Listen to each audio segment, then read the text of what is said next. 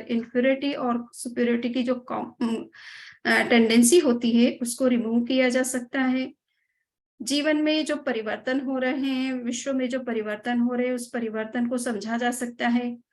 हमारे जीवन में जो भी दुख होते हैं, उस दुख के कारण को भी समझा जा सकता है, और उन कारणों को हम किस तरह से इरेडिकेट करें, उनको कैसे रिमूव करें, उनको कैसे समाप्त करें, इसके बारे में भी इस भावना से हमें मार्गदर्शन मिलता है। हमारी जो भी हमें जिस तरह से दुख मुक्ति का जो उपाय हमारे लिए सही होता है और सरल है समझना, वो इस भावना से हमें समझ में आता है। और अंत में हम किस तरह से जो ये एंडलेस हमारा साइकिल है उसको किस तरह से हम समाप्त कर सकते हैं, और उसके लिए हमें किस चीज को अपनाने की आवश्यकता है, किस चीज का अभ्यास करने की आवश्यकता है या आचरण में लाने की आवश्यकता है।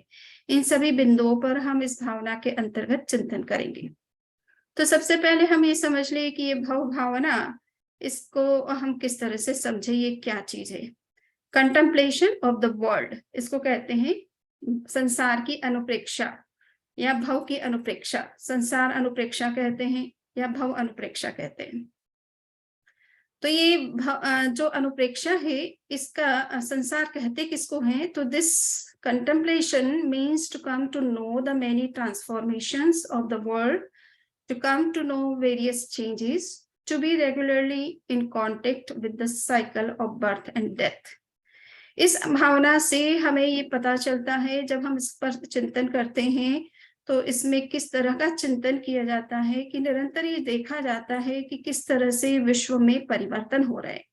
विश्व हमेशा एक जैसा नहीं रहता है, उसमें चेंजेस चलते रहते हैं, और ये चेंजेस ये नहीं है कि एक लॉन्ग टाइम के बाद आते हैं, बल्कि निरंतर ही होते रहते हैं, हर क्षण ही होते रहते हैं।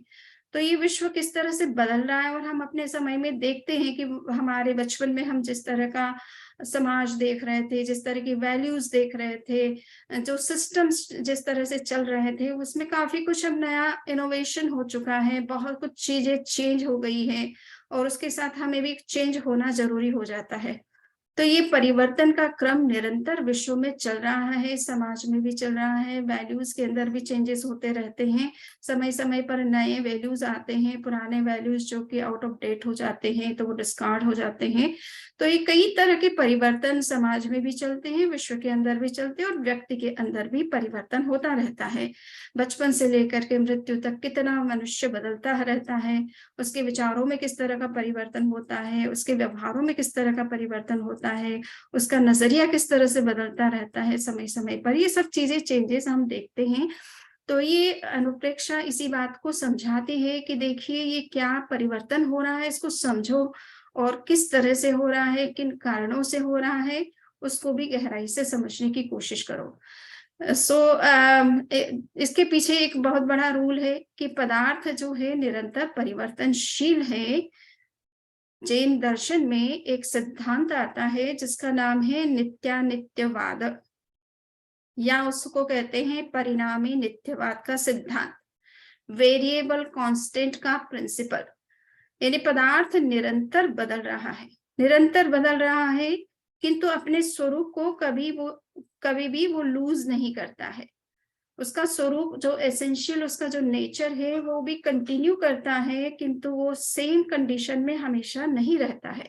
उसका स्वरूप निरंतर बाहर से बदलता रहता है, आंतरिक स्वरूप में कोई परिवर्तन नहीं होता है, आत्मा के स्वरूप में कोई परिवर्तन नहीं होता। आत्मा अनंत ज्ञान, अनंत दर्शन, अनंत आनंद और शक्ति संपन्न है, तो वो हर स्थिति में उन शक्तियों को अपने अंदर रखती है, उसको कहीं डिस्ट्रॉय नहीं होने देती है।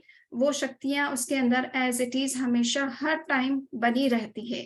अब उसका विकास कितना होता है नहीं होता है, ये डिपेंड करता है कि हमने किस योनि में जन्म लिया है, हमें किस तरह का एनवायरनमेंट मिला है, हमारे पास क्या संसाधन थे, हम कितना विकास कर पाए हैं, और कितना हम पुरुषार्थ करते हैं नए तरीके से विकास करने का। तो ये बहुत सारी चीजें हमारे ऊपर डिपेंड करती है, बहुत सारी चीजें हमारी परिस्थितियों पर निर्भर करती है, और बहुत सारी चीजें हमारी अपनी कर्मों पर निर्भर करती है कि हमें किस तरह की योनि मिली है, उस योनि में कितना विकास की संभावना है।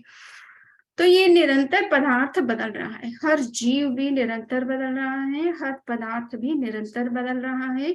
आचार्य मार्क्सवादी ने तत्वार्थ सूत्र में ये एक सिद्धांत कहा है कि उत्पाद व्यय द्रव्य युक्तम सत, हर पदार्थ जो है उत्पन्न भी हो रहा है, नष्ट भी हो रहा है और ध्रुव भी बना हुआ है, यानी कंटिन्यू भी कर रहा है अपने नेचर के अंदर।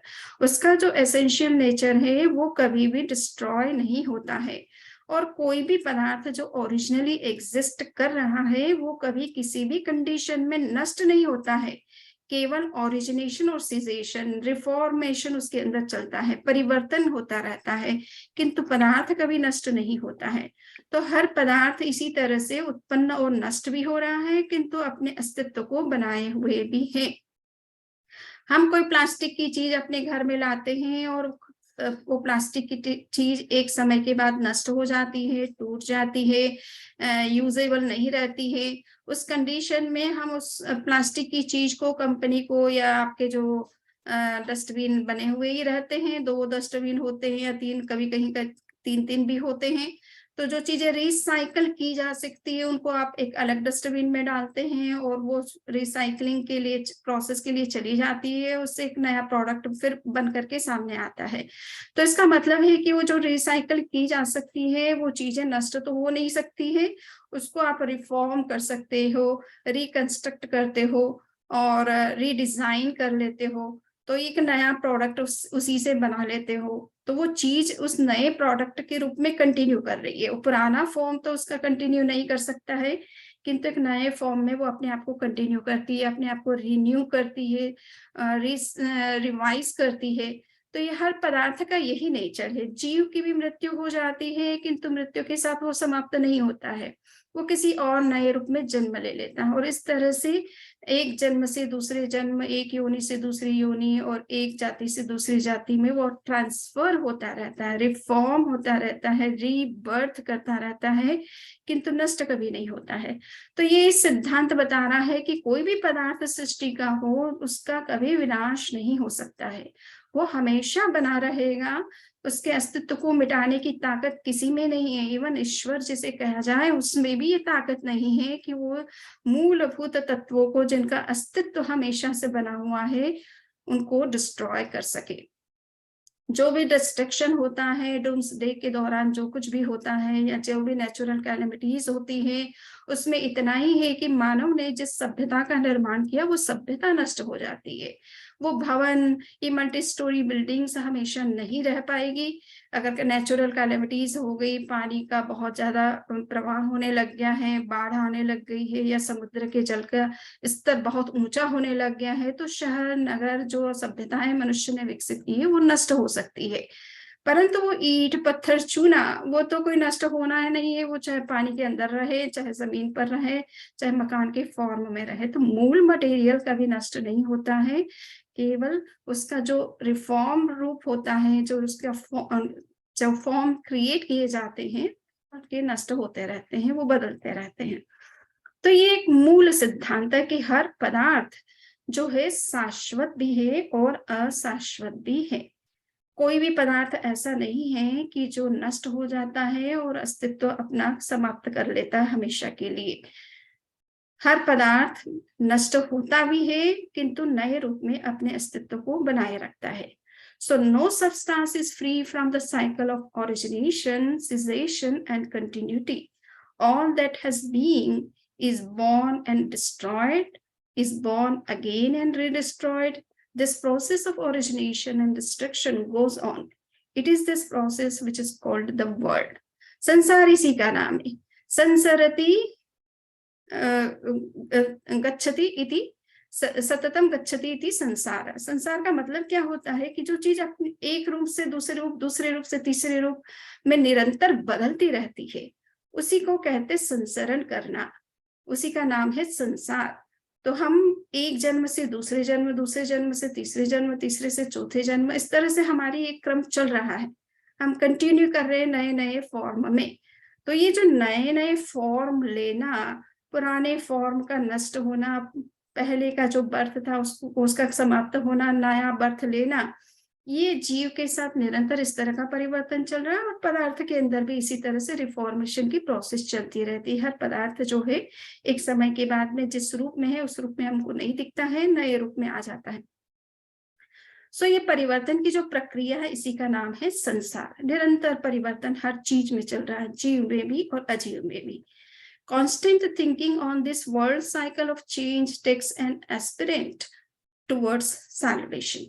तो जब ये इस अनुप्रेक्षा के अंतर्गत जब मनुष्य इस विषय पर ध्यान देता है, अटेंशन देता है कि अरे हर चीज ही बदल रही है, कोई भी चीज स्थायी नजर नहीं आ रही है, हम भी बदलते चले जा रहे हैं, कभी मनुष्य बन जाते हैं, कभी पशु बन जाते हैं, कभी नरक में चले जाते हैं, कभी देव योनि में चले जाते हैं, और अगर किसी ने इस संसार को ट्रांसेंड किया तो मुक्त हो जाता है।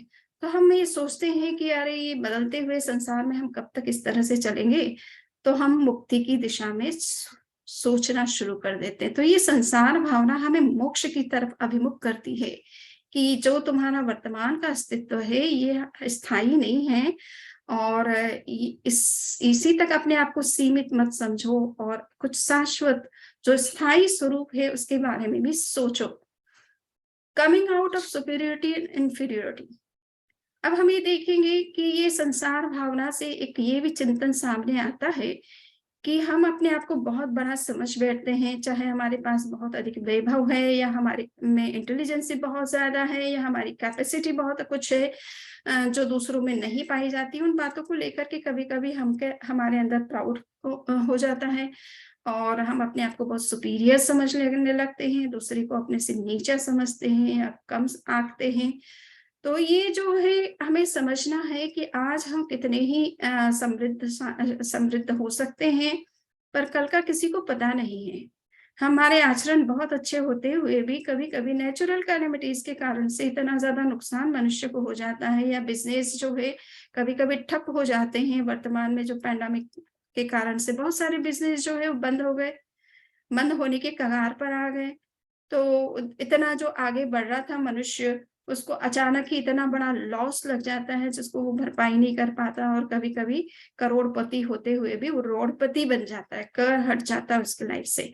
सो कहने का इतना ही मतलब है कि ये जब हम अनुप्रेक्षा का चिंतन करते हैं तो हमें ये पता चलता है कि जीवन में किस तरह के उतार चढ़ाव भी आते हैं, किस तरह से जीवन में परिवर्तन होते रहते हैं। कभी बहुत हम सफलता की बहुत ऊंचाई पर होते हैं, और कभी कभी ऐसा लगता है कि हमारे नीचे पैरों के नीचे जमीन भी नहीं है।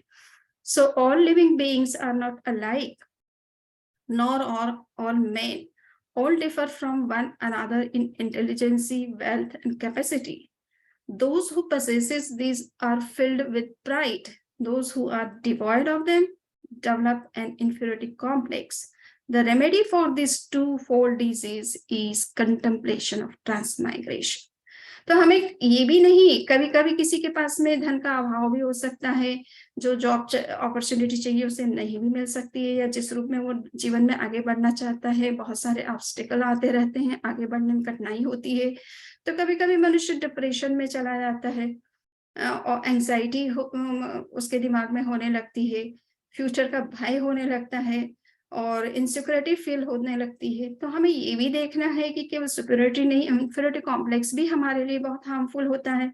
हमें आशा हमेशा बनाए रखना चाहिए, पुरुषार्थ हमेशा करते रहना चाहिए। समय किस तरह से परिवर्तित हो रहा है उसको भी नजर रखना चाहिए, उसके हिसाब से हमें किस तरह से अपने जीवन शैली में, अपने कार्य में, कार्य की करने के जो तरीके हैं, या अपने जो बिजनेस है उसमें कहाँ क्या परिवर्तन करना चाहिए। तो हम परिवर्तन के लिए भी जो है हमेशा रेडी रहें, और हमेशा पॉजिटिव रहें कि यस, परिवर्तन, समय का परिवर्तन होता है तो कुछ चीजें आउट ऑफ डेट हो जाती हैं, और कुछ नई चीजें अस्तित्व में आ जाती है, और नई चीजों को आना भी चाहिए, और पुरानी चीजें जो समय के साथ में काम नहीं कर रही है उसको डिस्कार्ड भी करना जरूरी हो जाता है। तो हम दोनों चीजों के लिए रेडी रहें, बजाय ये सोच करके कि अरे मुझे सफलता नहीं मिल रही है, या मेरा बिजनेस जो है ठप हो गया, तो उससे डिप्रेशन में चले जाते हैं। हमने देखा कि बताया कि पिछले जो पैंडेमिक टाइम में जो बिजनेस, बड़े बिजनेस थे, चल रहे थे, और अचानक ही इस पैंडेमिक के कारण से वो बिजनेस के बड़े बड़े लॉस हो गए, तो कुछ लोगों ने सुसाइड भी कर लिया। ये सुसाइड करने का मनुष्य जीवन जो मिला है वो बहुत ही मूल्यवान जीवन है, और मनुष्य के पास में तो असीम क्षमताएं हैं जिनका वो सही ढंग से उपयोग भी कर सकता है, और थोड़ा बहुत कोई परिस्थिति बदलती है तो हम इतने डिप्रेशन में चले जाते हैं, इतने हम दुखी बन जाते हैं कि जीवन की सार्थकता ही हमें समझ में नहीं आती है। जीवन भी इतना निरर्थक लगने लगता है कि सुसाइड तक लोग कर लेते हैं।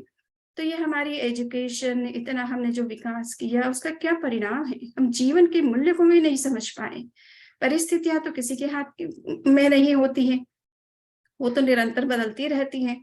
उन परिस्थितियों के साथ हमें आगे बढ़ने का एक जुनून हमारे अंदर होना चाहिए, एक होप होनी चाहिए, एक आशा होनी चाहिए कि हम इस परिस्थिति में भी आगे बढ़ सकते हैं। हमारे अपने पुरुषार्थ को हम नई दिशा दे सकते हैं और नई परिस्थितियों के हिसाब से नया कुछ कार्य भी करने में सक्षम बन सकते हैं। तो इस आशा के साथ मनुष्य जब आगे बढ़ता है, तो निश्चित रूप से वो विकास ही करता है। परिस्थितियाँ कितनी ही आ जाए, विकास करने वालों को कभी कोई रोक नहीं सकता है। तो ये हमें, अगर हमारे अंदर आशा ही खत्म हो गई, आशा का दीप ही बुझ गया है और पूरी तरह से जीवन में अंधकार ही हो गया है, तो मनुष्य फिर इस तरह के स्टेप अपने लाइफ में लेता है। तो ये भावना हमें कहती है कि परिवर्तन तो होता ही है, हर युग में होता रहा है, कोई आज की बात नहीं है। पैंडेमिक कोई पहली बार इस धरती पर नहीं आया है। पिछले आप जब भी भगवान महावीर का जीवन हम पढ़ते हैं या आगमों को पढ़ते हैं, तो बहुत सारे ऐसे टाइम आए हैं जिस समय पैंडेमिक होते हैं, बड़े-बड़े फेमिन होते हैं, जिसके कारण से अकाल हो जाता है, बारिश नहीं होती है, खेती नहीं होती है, बिज़नेस ठप हो जाते हैं। तो बहुत सारी चीज़ें, नेचुरल कैलेमिटीज़ समय-समय पर होती रहती है, पैंडेमिक्स भी समय-समय पे आते रहते हैं, और सुना तो ये है कि हर 100 वर्ष या 150 वर्ष के अंदर एक पैंडेमिक इस तरह का आता है। तो ये अतीत में भी होता रहा, कोई आज की बात नहीं है। तो हम अपनी आशाओं को बनाए रखें और ज़िंदा रखें उनको, और साथ में समय के साथ अपने आप को बदलना भी सीखें। तो ये दोनों, ये भावना हमें निरंतर ये प्रेरणा देती है कि परिवर्तन ये विश्व का नियम है, विश्व के प्रकृति का नियम भी है, और इसलिए इसको एक्सेप्ट करके चलो, बजाय कि ये सोच करके कि हम इन बदलती हुई परिस्थितियों में अब कुछ नहीं कर पाएँगे और अपने जीवन को भी निरर्थक समझने लगो, ये गलती करने की आवश्यकता नहीं है। तो ये परिवर्तन सत्य है, परिवर्तन होता रहा है। आप ये देख रहे हैं यहाँ पर कि कभी हरिकेन आ जाता है, कभी वोल्केनोज़ जो हैं वो फटते हैं, और कभी कुछ और 2 कारणों से सुनामी आ जाती है, तो उस पूरे के पूरे शहर नगर नष्ट हो जाते हैं, कभी बाढ़ हो जाती है, और कभी मनुष्य जिस तरह से युद्ध करता है तो उसके वेपन्स इस तरह के लॉन्च किए जाते हैं कि शहर के शहर, नगर के नगर, और बड़ी-बड़ी बिल्डिंग्स भी नष्ट हो जाती है। तो ये नाश की प्रक्रिया प्रकृति के द्वारा भी, और मनुष्य स्वयं अपने ही ऐसे क्रियाकलापों से इस तरह के परिवर्तन करता रहता है। So change is a truth. The world is subject to change. No one in it can continue in the same state forever. हम कभी भी ऐसा सोचे कि भाई हम जैसे हैं वैसे हमेशा बने रहेंगे, हमारी समृद्धि बनी रहेगी, या हमारा व्यक्तित्व, हमारा वजूद उसी रूप में रहेगा, तो ऐसा आवश्यक भी नहीं है और ऐसा होता भी नहीं है। समय के साथ सब चीजें बदलती हैं। कहा जाता है कि चक्रवर्ती बनते हैं, तो चक्रवर्ती जब अंत में विजय प्राप्त कर लेते हैं, 6 खंड के बिल्कुल पर उनका जब अधिकार हो जाता है, तो चक्रवर्तियों की एक लिस्ट होती है, एक उस पर्वत के ऊपर, जहां जाकर के चक्रवर्ती को अपना नाम लिखना होता है कि वो चक्रवर्ती बन चुके हैं और इस युग के वो चक्रवर्ती हैं। तो कहा जाता है कि जब चक्रवर्ती, भरत चक्रवर्ती जब नाम लिखने गए, तो देखा कि कितने सारे लोगों के नाम ऑलरेडी हैं, और अब उस शिला पर नाम लिखने के लिए कोई स्पेस ही नहीं है खुद का। तो एक नाम को मिटा करके ही नया चक्रवर्ती अपना नाम लिख सकता है। तो कहने का इतना ही मतलब है कि जो चक्रवर्ती बन भी गए हैं और इतना युद्ध करते हैं, इतना विनाश भी करते हैं, और साथ-साथ में अपने आप को एक वर्ल्ड का एम्परर की तरह से प्रतिष्ठित भी करते हैं और बहुत कुछ काम भी करते हैं, किंतु समय के साथ वो जब चले जाते हैं तो उनके नाम भी मिट जाते हैं। और वो संभव ही नहीं है। अनंत काल से चक्रवर्ती की परंपरा चली आ रही है, और कितने चक्रवर्ती अनंत चक्रवर्ती बन चुके हैं। अब पत्थर या पर्वत जहाँ भी नाम लिखा जाता है, वो तो कोई इतना बड़ा नहीं हो सकता है कि उसके ऊपर अनंत नाम आ सके। तो पुराने नामों को मिटा दिया जाता है, नए नाम लिख दिए जाते हैं। तो ये क्रम चलता ही रहता है। सो परिवर्तन होता रहता है। सभी की स्टेटस जो है एक जैसी बनी नहीं रहती, हमेशा के लिए नहीं रहती है। So in one lifetime, an individual experiences many different states. What about many lifetimes? और हम अपने लाइफ में भी देखते हैं कि हम अपने जीवन में हमारे जीवन में खुद में कितना परिवर्तन होता रहता है। बचपन से लेकर के मृत्यु तक हम कितने बदलते हैं, हमारी अवस्थाएं किस तरह से बदलती है, हमारे यौवन में हमारे अंदर जो ब्यूटी होती है वो वृद्धावस्था तक आते आते कितनी चेंज हो जाती है। तो हमारी शारीरिक स्थितियां भी बदलती है, मानसिक स्थितियां भी बदलती है, इमोशंस भी समय समय पर हमारे बदलते रहते हैं। तो बहुत कुछ चीजें बदलती रहती है। हम जितना पुरुषार्थ करते उतना आगे बढ़ते चले जाते, तो पहले की जो हमारी स्थिति थी उससे हम बहुत आगे निकल जाते हैं। तो ये परिवर्तन लाइफ एक ही लाइफ टाइम में हम अपने अंदर ही देख लेते हैं। तो कितने हम अनंत काल से अनंत जन्मों में यही सब कुछ करते आ रहे हैं, तो कितना कुछ हमने परिवर्तन किया होगा अपने लाइफ के अंदर, कितने हम चेंज हुए होंगे, क्या क्या हमने परिस्थितियां अपने लाइफ में देखी होगी, उनको किस तरह से फेस किया होगा, किस तरह से उन परिस्थितियों में हम आगे बढ़े होंगे। तो हमारे अंदर हमने देखे कि हम परिवर्तन कितना हमारे लाइफ के अंदर हो रहा है। इस जीवन के अंदर जब इतना परिवर्तन हो रहा है, तो अनंत जन्मों में हमने क्या कुछ नहीं किया है, कितना हमारे अंदर परिवर्तन हुआ होगा। So one who is permeated with the contemplation does not suffer from inferiority and superiority complex. तो इसलिए ये जब इस व्यक्ति को ये परिवर्तन की भाषा समझ में आती है, तो उसे ये भी महसूस होता है कि आज अगर मेरे पास कुछ नहीं है, तो पुरुषार्थ करने से कल बहुत कुछ हो सकता है। तो उसमें इन्फीरियरिटी नहीं क्रिएट होती है। और जिनको है बचपन से जिनको बहुत कुछ मिला है और अच्छे समृद्ध संपन्न परिवार में जन्म हुआ है, समृद्धि की कोई कमी नहीं है, और वो ये सोचे कि मेरे जैसा कोई नहीं है, तो ये सुपीरियरिटी कॉम्प्लेक्स भी उसको सोचना है कि आज मेरे जैसा कोई नहीं हो सकता, पर कल का क्या पता, कल आपसे बड़ा हो सकता है। बिल गेट्स और वॉरेन बफेट हो सकते हैं, उनसे बढ़कर के अंबानी और अडानी का कुछ हो सकता है, मतलब का समृद्धि हो सकती है। सो ये हम नहीं कह सकते कि आज मेरे जैसा कुछ नहीं है, तो कोई नहीं है तो कल नहीं होगा, कल आपसे बढ़कर के लोग हो सकते हैं। तो ये सुपीरियरिटी कॉम्प्लेक्स भी हमारे अंदर न क्रिएट हो, इसके लिए ये भावना हमें समझाती है कि ये परिस्थितियां आज हैं, कल बदल सकती है, कल कोई और आपसे सुपीरियर आ सकता है। Now we would see that हमारे अंदर जो परिवर्तन हो रहा है, उसमें ये देखना है कि matter is never destroyed, it only changes it's form. The same is said by Tirthankar. Nothing gets destroyed. There is only reformation, rebirth, recycling. तो ये आप ये देखिए कि निरंतर पदार्थ बदल रहा है। ये भावना हमें निरंतर ही कहती है कि हर पदार्थ में नया परिवर्तन हो रहा है, रिफॉर्मेशन की प्रक्रिया चल रही है। और आज साइंस भी इस बात को कहने लग गया है कि मैटर जो है वो कभी डिस्ट्रॉय नहीं होता है, मैटर केवल रिफॉर्म होता है। तो नया कभी मास एनर्जी में कन्वर्ट हो जाता है, कभी एनर्जी मास में कन्वर्ट हो जाती है। आइंस्टीन ने बहुत प्रसिद्ध प्रिंसिपल दिया है, E is equal to mc²। उसके अनुसार ये है कि मास और एनर्जी, ये कभी भी मास कम नहीं होता है, और मास को हम अगर एनर्जी में कन्वर्ट कर दें तो वो उतना ही रहता है। अगर आप उसको तोले उस एनर्जी को, तो आपको उतना ही भार उसके अंदर मिलेगा जितना मास के अंदर था। तो कहने का इतना मतलब है कि मास या एनर्जी आपस में कन्वर्ट भले होते हैं, किंतु डिस्ट्रॉय कभी नहीं होते हैं। तो तीर्थंकरों ने भी यही बात कही है।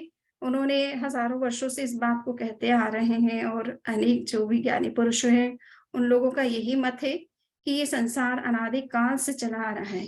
क्यों चला आ रहा है? क्योंकि इसके मूलभूत पदार्थ कभी नष्ट होते ही नहीं है।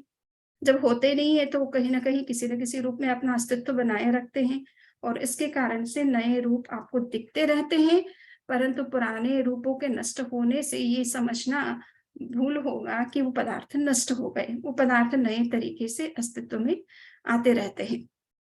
मनुष्य की डेथ हो गई तो वो नए रूप में जन्म ले लेता है, वो वापस मनुष्य भी बन सकता है।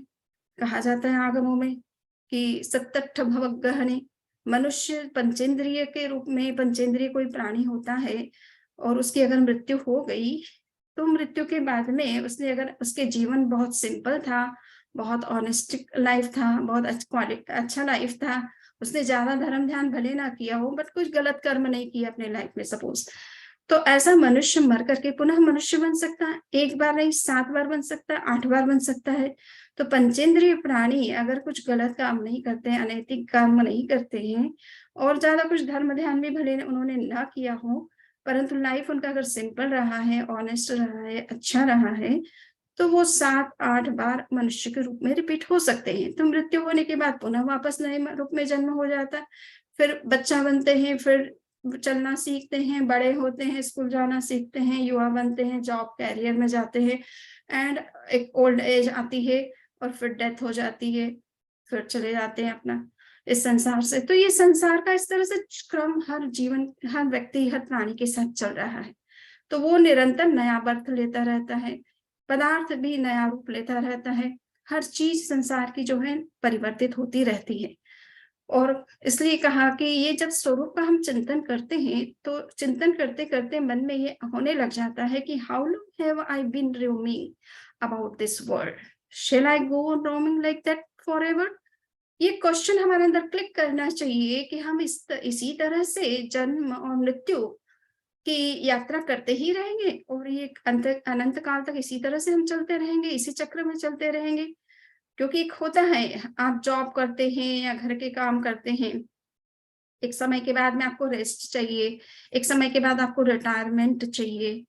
आप हमेशा उस रूप में कंटिन्यू करना नहीं चाहते हैं, और करेंगे तो बोरिंग हो जाएगा बहुत ज्यादा, और व्यक्ति लॉन्ग टाइम के लिए अगर इसी तरह से चलता रहा तो वो टायर्ड भी बहुत हो जाता है। तो कोई भी काम हम करते हैं, हम बीच बीच में हमें ब्रेक चाहिए, बीच बीच में हमें रेस्ट चाहिए, बीच बीच में हमें वेकेशन चाहिए, हॉलीडेज चाहिए, और लास्ट में हमें रिटायरमेंट चाहिए। हम हमेशा इस तरह से कंटिन्यू नहीं करते अपने कामों को। तो इस जीवन में ही हम इतना रिटायरमेंट, इतना ब्रेक चाहते हैं, थोड़ा सा हमें छुट्टियां मिली, वेकेशन मिला कि हम घूमने निकल जाते हैं। तो हम क्यों ऐसा करते हैं? क्योंकि हम एक ही चीज को, एक ही रूटीन को लॉन्ग टाइम के लिए कंटिन्यू नहीं रख सकते, और रखे तो बहुत हमारे लिए बोरिंग हो जाता है, फैटिग हमें होने लगता है, और उससे बाहर निकलने की बहुत तीव्र इच्छा होने लग जाती है। और फिर सोचते हैं कि कब वैकेशन आएगा, कब हॉलीडेज आएगा, कब बच्चों की छुट्टियां होगी, कब हम घूमने जाएंगे।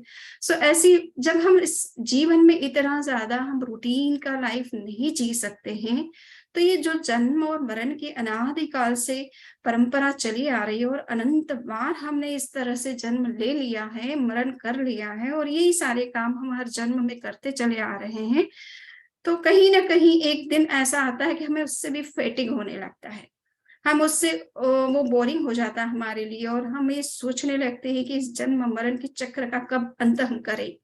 ये हमेशा अब इसी तरह से कंटिन्यू करना हमारे लिए संभव नहीं है। तो संसार के प्रति विविध तृष्णा होने लग जाती है, संसार से हम मुक्त होने की भावना करते हैं।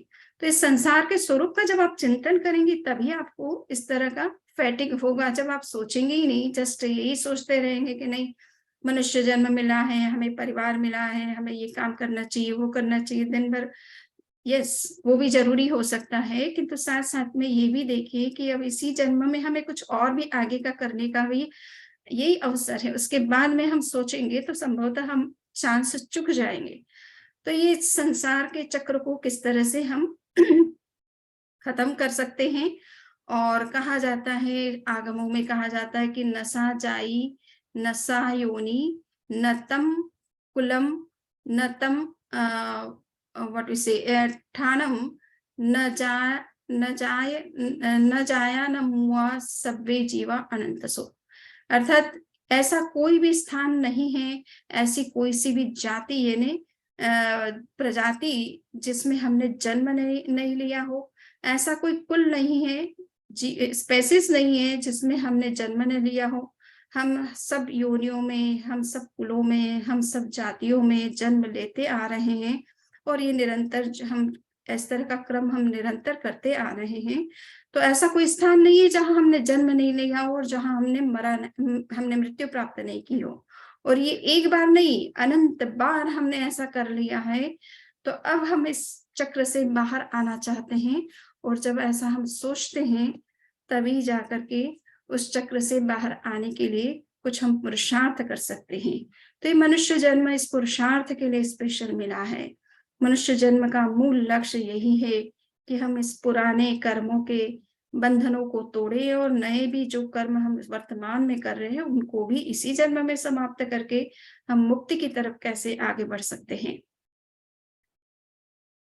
अब ये देखना है कि ये हम जो जन्म मरण का हमारा जो चक्र चल रहा है, जो एंडलेस चक्र चल रहा है, एंडलेस नहीं बट बिगिनिंगलेस स्पेशली, तो ये जो अनादिकाल से चला आ रहा है उसको हम कैसे अंत कर सकते हैं, परंतु उसके कारणों की भी हमें समीक्षा करनी चाहिए, क्योंकि जब तक कारण हमारे अंदर विद्यमान रहेगा तब तक उससे होने वाला जो परिणाम है उसको आप रोक नहीं सकते हैं।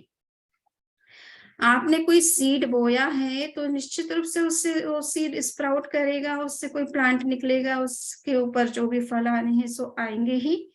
तो अगर अगर हमारे अंदर वो सीड रखा हुआ है, उस सीड को अगर हम जब तक नष्ट नहीं करेंगे तो वो जन्म और मरण की जो परंपरा, जो उसके फल हैं, वो कभी समाप्त होने नहीं है।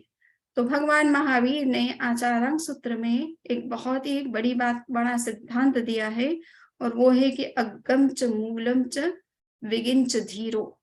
धीर मनुष्य को, समझदार व्यक्ति को, वाइस पर्सन को ये सोचना चाहिए कि हम केवल ऊपर के परिणामों से बचने की ही कोशिश ना करें, बल्कि उस रूट कॉज पर भी हिट करना सीखे, क्योंकि बिना उस रूट कॉज को हिट किए आप आगे नहीं बढ़ सकते हैं या उन परिणामों से बच नहीं सकते हैं।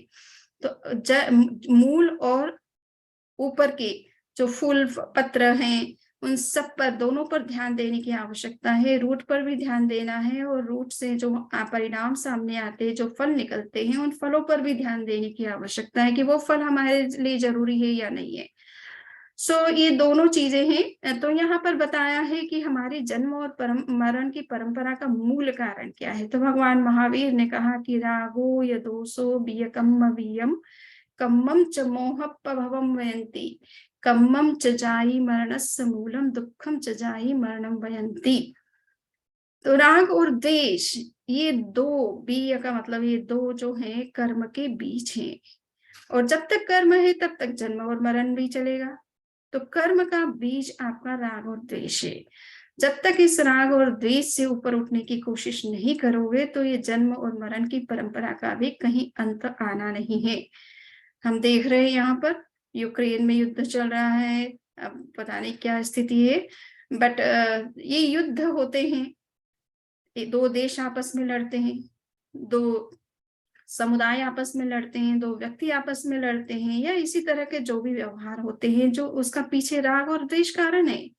किसी को किसी की प्रॉपर्टी, किसी की लैंड पर अपना अधिकार करना है, या कोई किसी को पावर चाहिए, या किसी को कोई वस्तु चाहिए किसी से, तो इसके लिए आपस में राग द्वेष होते हैं। राग और द्वेष जब तक चालू रहेंगे तब तक कर्म के बंधन भी चालू रहेंगे, और जब कर्म के बंधन चालू रहेंगे तो जन्म और मृत्यु होना निश्चित ही है, क्योंकि कर्म फल भोग के लिए ही प्राणी जन्म लेता है।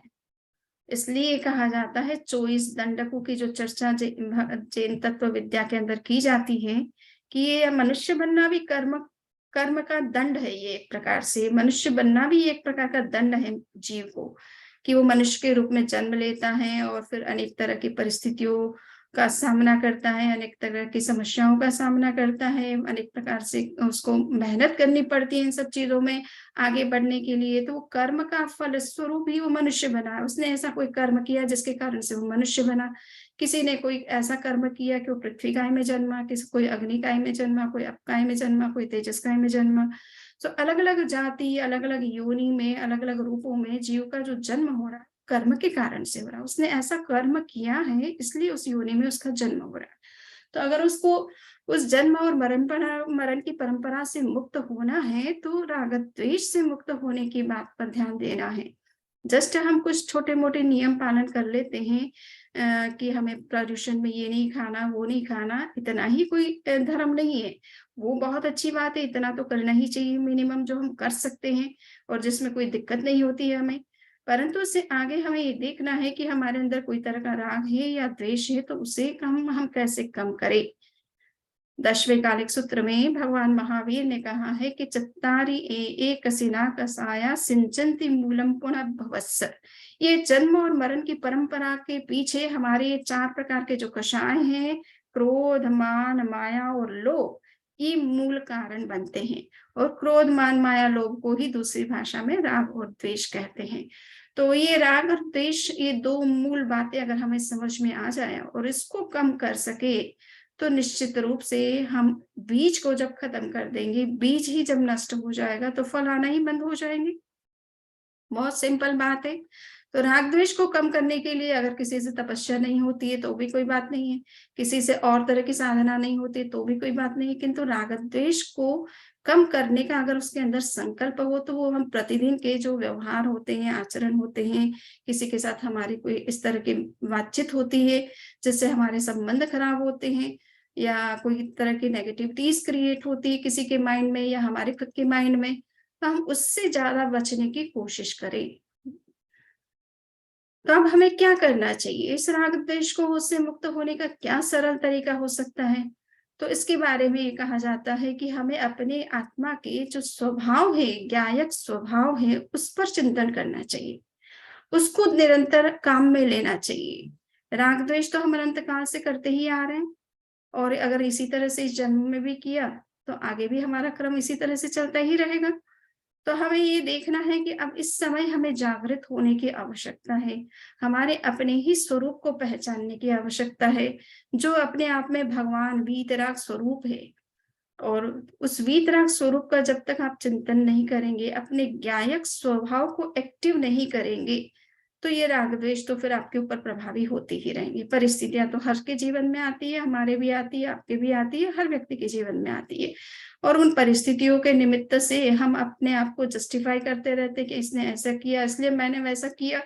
सो ये तो अपने जस्टिफिकेशन है, पर ये कमी हमारी भी है कि हम परिस्थितियों से प्रभावित होते हैं, और परिस्थितियां फिर हमारे अंदर इस तरह का जो है इमोशंस क्रिएट करती है। बट परिस्थितियां नहीं करती, एक्चुअल में हम ही करते हैं, क्योंकि हम उस परिस्थितियों पर नियंत्रण करने में स्वयं सक्षम नहीं होते हैं और सही ढंग से डिसीजन नहीं ले पाते हैं। सो ये देखना है कि किस तरह से अपने ज्ञायक स्वभाव को हम जागृत करें, आत्मा के शुद्ध स्वरूप का कैसे चिंतन करें। तो इसमें लिखा है, एगो में सासवो अप्पा नान दंसन संजो, शेषा में बाहिरा भावा सब्बे संजोग लक्षणा। आत्मा का स्वभाव क्या है? केवल ज्ञान और केवल दर्शन। हम 5 ज्ञानों की चर्चा करते हैं, उसमें मति ज्ञान की चर्चा होती है, श्रुत ज्ञान की चर्चा होती है, अवधि ज्ञान की होती है, मनः प्रयोग ज्ञान की होती है, और सर्वोच्च ज्ञान जिसे हम पूर्ण ज्ञान कहते हैं, वो होता है केवल ज्ञान। तो ये केवल ज्ञान, एक तो सर्वोच्च ज्ञान की बात हो रही है, यहाँ पर उस ज्ञान की बात अभी हम नहीं करें, वो हो जाए तो बहुत ही अच्छा है, वेल एंड गुड है। किंतु अगर हम केवल ज्ञान का मतलब होता है कि केवल जाने, और केवल दर्शन का मतलब होता है केवल देखें, only to see only, to know only. ये अगर हमारे नेचर में आ जाए कि चीजें हो रही है, कभी अनुकूल भी होती है, कभी प्रतिकूल भी होती है, बट उनको केवल हम देखना और जानना सीख जाए, उनके साथ रिएक्शन को ना जोड़े, लाइकिंग या डिसलाइकिंग को ना जोड़े, तो निश्चित रूप से हम धीरे धीरे हम उस पर स्थिति में आ जाएंगे कि हम इस सारे तरह के राग द्वेष से मुक्त बन जाएंगे। और जब वीतराग अवस्था हो जाएगी तो वो सर्वोच्च ज्ञान जिसे हम केवल ज्ञान कहते हैं, केवल दर्शन कहते हैं, वो भी प्रकट हो जाएगा। और वो जिस दिन प्रकट हो गया उस जन्म में ही मुक्ति भी निश्चित हो जाएगी। तो हमें ये देखना है, बहुत सिंपल साधन है, बहुत कठिन चीज नहीं है, परंतु याद रखना और जिस समय इस तरह के राग द्वेष के प्रसंग होते हैं उस समय जागरूक रहना, ये बड़ी साधना है, ये थोड़ा प्रयास मांगता है। और वो भी हम अगर निरंतर उस विषय में सोचते रहें तो वो भी इजीली हो सकता है, नामुमकिन कुछ नहीं है, परंतु प्रयत्न और पुरुषार्थ हमको निरंतर उसके लिए करना जरूरी होता है। तो केवल देखें और केवल जाने, और ये कैसे संभव हो सकता है? तो मैं कई बार जो है आचार्य का एक सूक्त है उसका रेफरेंस देती हूँ कि भगवान महावीर ने कहा कि वाही पासगस्य नत्थी, उस व्यक्ति के अंदर इस तरह के इमोशनल टर्मोइल्स नहीं होते हैं जो दृष्टा बनना सीख जाता है।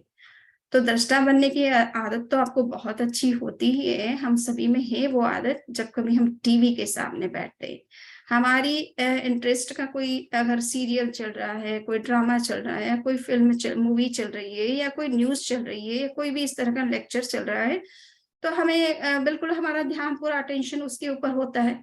उस समय हमें कोई कुछ कहता है तो ना तो हमको सुनाई देता पूरी तरह से, ना हमारा अटेंशन उन चीज़ों के प्रति जाता है। दूसरा, जो सीन हम देख रहे हैं, वो सीन कभी हो सकता है कि हम कोई ऐसी मूवी देख रहे हैं जो वायलेंट मूवी है, और उस मूवी के अंदर कोई विलन है जो किसी एक्टर के ऊपर कोई अटैक करता है या उसको टॉर्चर करता है। तो हम देख तो रहे हैं, उस सीन को भी देख रहे हैं, किंतु हम कुछ रिएक्ट नहीं करते हैं, क्योंकि हमने ये समझ लिया है कि ये एक मूवी है, ये एक ड्रामा है, ये रियलिटी नहीं है। और हमारे लाइफ में अगर रियल में ऐसी चीजें होती है, तो हम उसको भी एक ड्रामा अगर समझ सके, एक फेज जीवन का समझ सके कि एक प्रकार का फेज है जो कि जिससे हमें गुजरना पड़ रहा है, और उसमें अगर हम रिएक्ट ना कर पाए, संतुलित रह सके, शांत रह सके, तो निश्चित रूप से हम उस रियलिटी को भी अपनी लाइफ में हावी नहीं होने देंगे, और किसी प्रकार के राग और द्वेष हमारे अंदर उत्पन्न नहीं होंगे। हमारा चित्त शांत रहेगा, प्रशांत रहेगा, और उसका इम्पैक्ट सामने वाले के ऊपर जबरदस्त होता है। हमारा रिएक्शन उस सामने वाले को और अवसर दे देता है कुछ दो बातें सुनाने का, और अगर हम शांत रह जाते हैं तो वो भी सीखता है हमसे कि अरे देखो, हमने ऐसा बिहेवियर किया पर सामने वाले का कोई रिएक्शन नहीं आया, तो या उन्होंने कोई नेगेटिव एक्शन हमारे अगेंस्ट में नहीं ली, तो वो भी सीखता है कि कैसे शांत रहना चाहिए और किस तरह से पीसफुली चीजों को डील करना चाहिए। तो ये केवल दृष्टा बनना, टीवी के सामने बैठ करके हम सब तरह के सीन देखते हैं, किंतु हम उससे प्रभावित नहीं होते हैं, क्योंकि हमने उसको एक ड्रामा, एक चीज ऐसी जिस पर हमारा कोई कंट्रोल नहीं है, हम उस तरह से उस चीज को देखते हैं। तो उन सीन को देखने के बावजूद भी हमारे अंदर कोई रिएक्शन उस तरह के नहीं होते हैं, ना हम वायलेंट बनते हैं या हम कोई ऐसा एक्शन लेते हैं उस विलन के अगेंस्ट में, बल्कि हम शांत भाव से उन सब चीजों को देखते हैं, केवल ऑब्जर्व करते हैं। ये ऑब्जर्वेशन, जिसको हम प्योर ऑब्जर्वेशन कहते हैं, विदाउट रिएक्शन, यही एक तरह से ज्ञाता दृष्टा बनने का या केवल ज्ञान और केवल दर्शन का मूल सूत्र बनता है। तो हम ये प्रैक्टिस कैसे कर पाए, ये हमें निरंतर सोचना है, अभ्यास करना है। कम से कम एक दिन कोशिश करें कि हम फैमिली में रहते हैं, निश्चित रूप से बहुत सारी चीजें होती हैं कि आपस में विचारों का कभी-कभी डिफरेंस रहता है, और सामने वाला हमारी बात को कभी-कभी सही होते हुए भी नहीं समझ पाता है, तो वो कुछ रिएक्ट करता है या कुछ इस तरह की बात करता है, तो हम उस समय कैसे उसकी बात को जस्ट सुने कि वो किस तरह से रिएक्ट कर रहा है, वो कितना मेरी बात को समझ पा रहा है, नहीं समझ पा रहा है, और उस कंडीशन में अभी मुझे कुछ कहना उचित नहीं है, तो मुझे चुप रहना है। किंतु हो सकता है इवेंचुअली वो व्यक्ति खुद ही समझ जाएगा कि उसका जब दिमाग शांत होगा और ठंडे दिमाग से जब वो सोचेगा, तो उसे ये समझ में आएगा कि आपका पॉइंट बिल्कुल सही था, और उसने जो रिएक्शन किया या जो कुछ कहा या बिहेव किया वो बिल्कुल गलत था। तो खुद की मिस्टेक भी वो रियलाइज़ करेगा। ये संभव है कि हम जब इस तरह की परिस्थिति आए, तो हम केवल ऑब्जर्व करें कि सामने वाला किस तरह का व्यक्तित्व है। कभी-कभी सामने वाला समझदार नहीं होता, उससे हम समझदारी की अपेक्षा करें, ये हमारी मूर्खता होती है।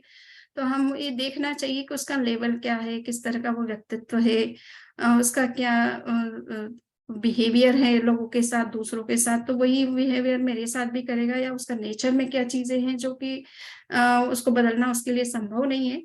तो ऐसी कंडीशन में हम उसका कितना रिएक्ट करें, कितना ना करें, ये सब चीज़ें हमें जस्ट हम ठंडे दिमाग से जब ऑब्जर्व करते हैं, तो ये सब चीज़ें हमें सही ढंग से समझ में भी आती है, सही सॉल्यूशन भी हम कर पाते हैं, और कोई तरह की परिस्थिति बिगड़ती नहीं है, हमारे अगेंस्ट में कुछ गलत नहीं हो पाता है। तो ये ऑब्जर्व करने की हमारी टेंडेंसी कैसे बनी? हर ऑफिस में जाते हैं, हो सकता है आपके कलीग हो या वर्कर्स जो आपके अंडर में काम करते हो, वो आप जैसा चाहते वैसा काम नहीं भी कर रहे हैं, और कुछ उनसे कहना पड़ सकता है आपको।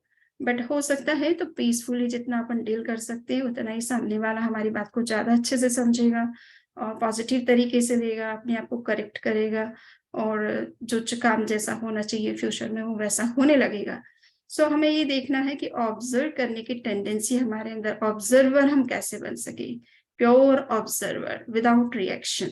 ये राग द्वेष मुक्त होने का क्षण भी होता है और इसके लिए जितना हो सकता है हम वर्तमान में रहें, विदाउट रिएक्शन हम काम करने की कोशिश करें और चीजों को ऑब्जर्व ज्यादा करने की कोशिश करें, बजाय कि अपना ज्यादा जो है रिएक्शन दें उन हर चीजों के प्रति। और जब कभी हम किसी चीज को देख रहे हैं तो लाइकिंग और डिसलाइकिंग को छोड़ करके हम कैसे देख सकें, ये चीज अच्छी है बुरी है, ऐसा ना सोच करके एक बार हम चीज क्या है उसे समझने की कोशिश करें।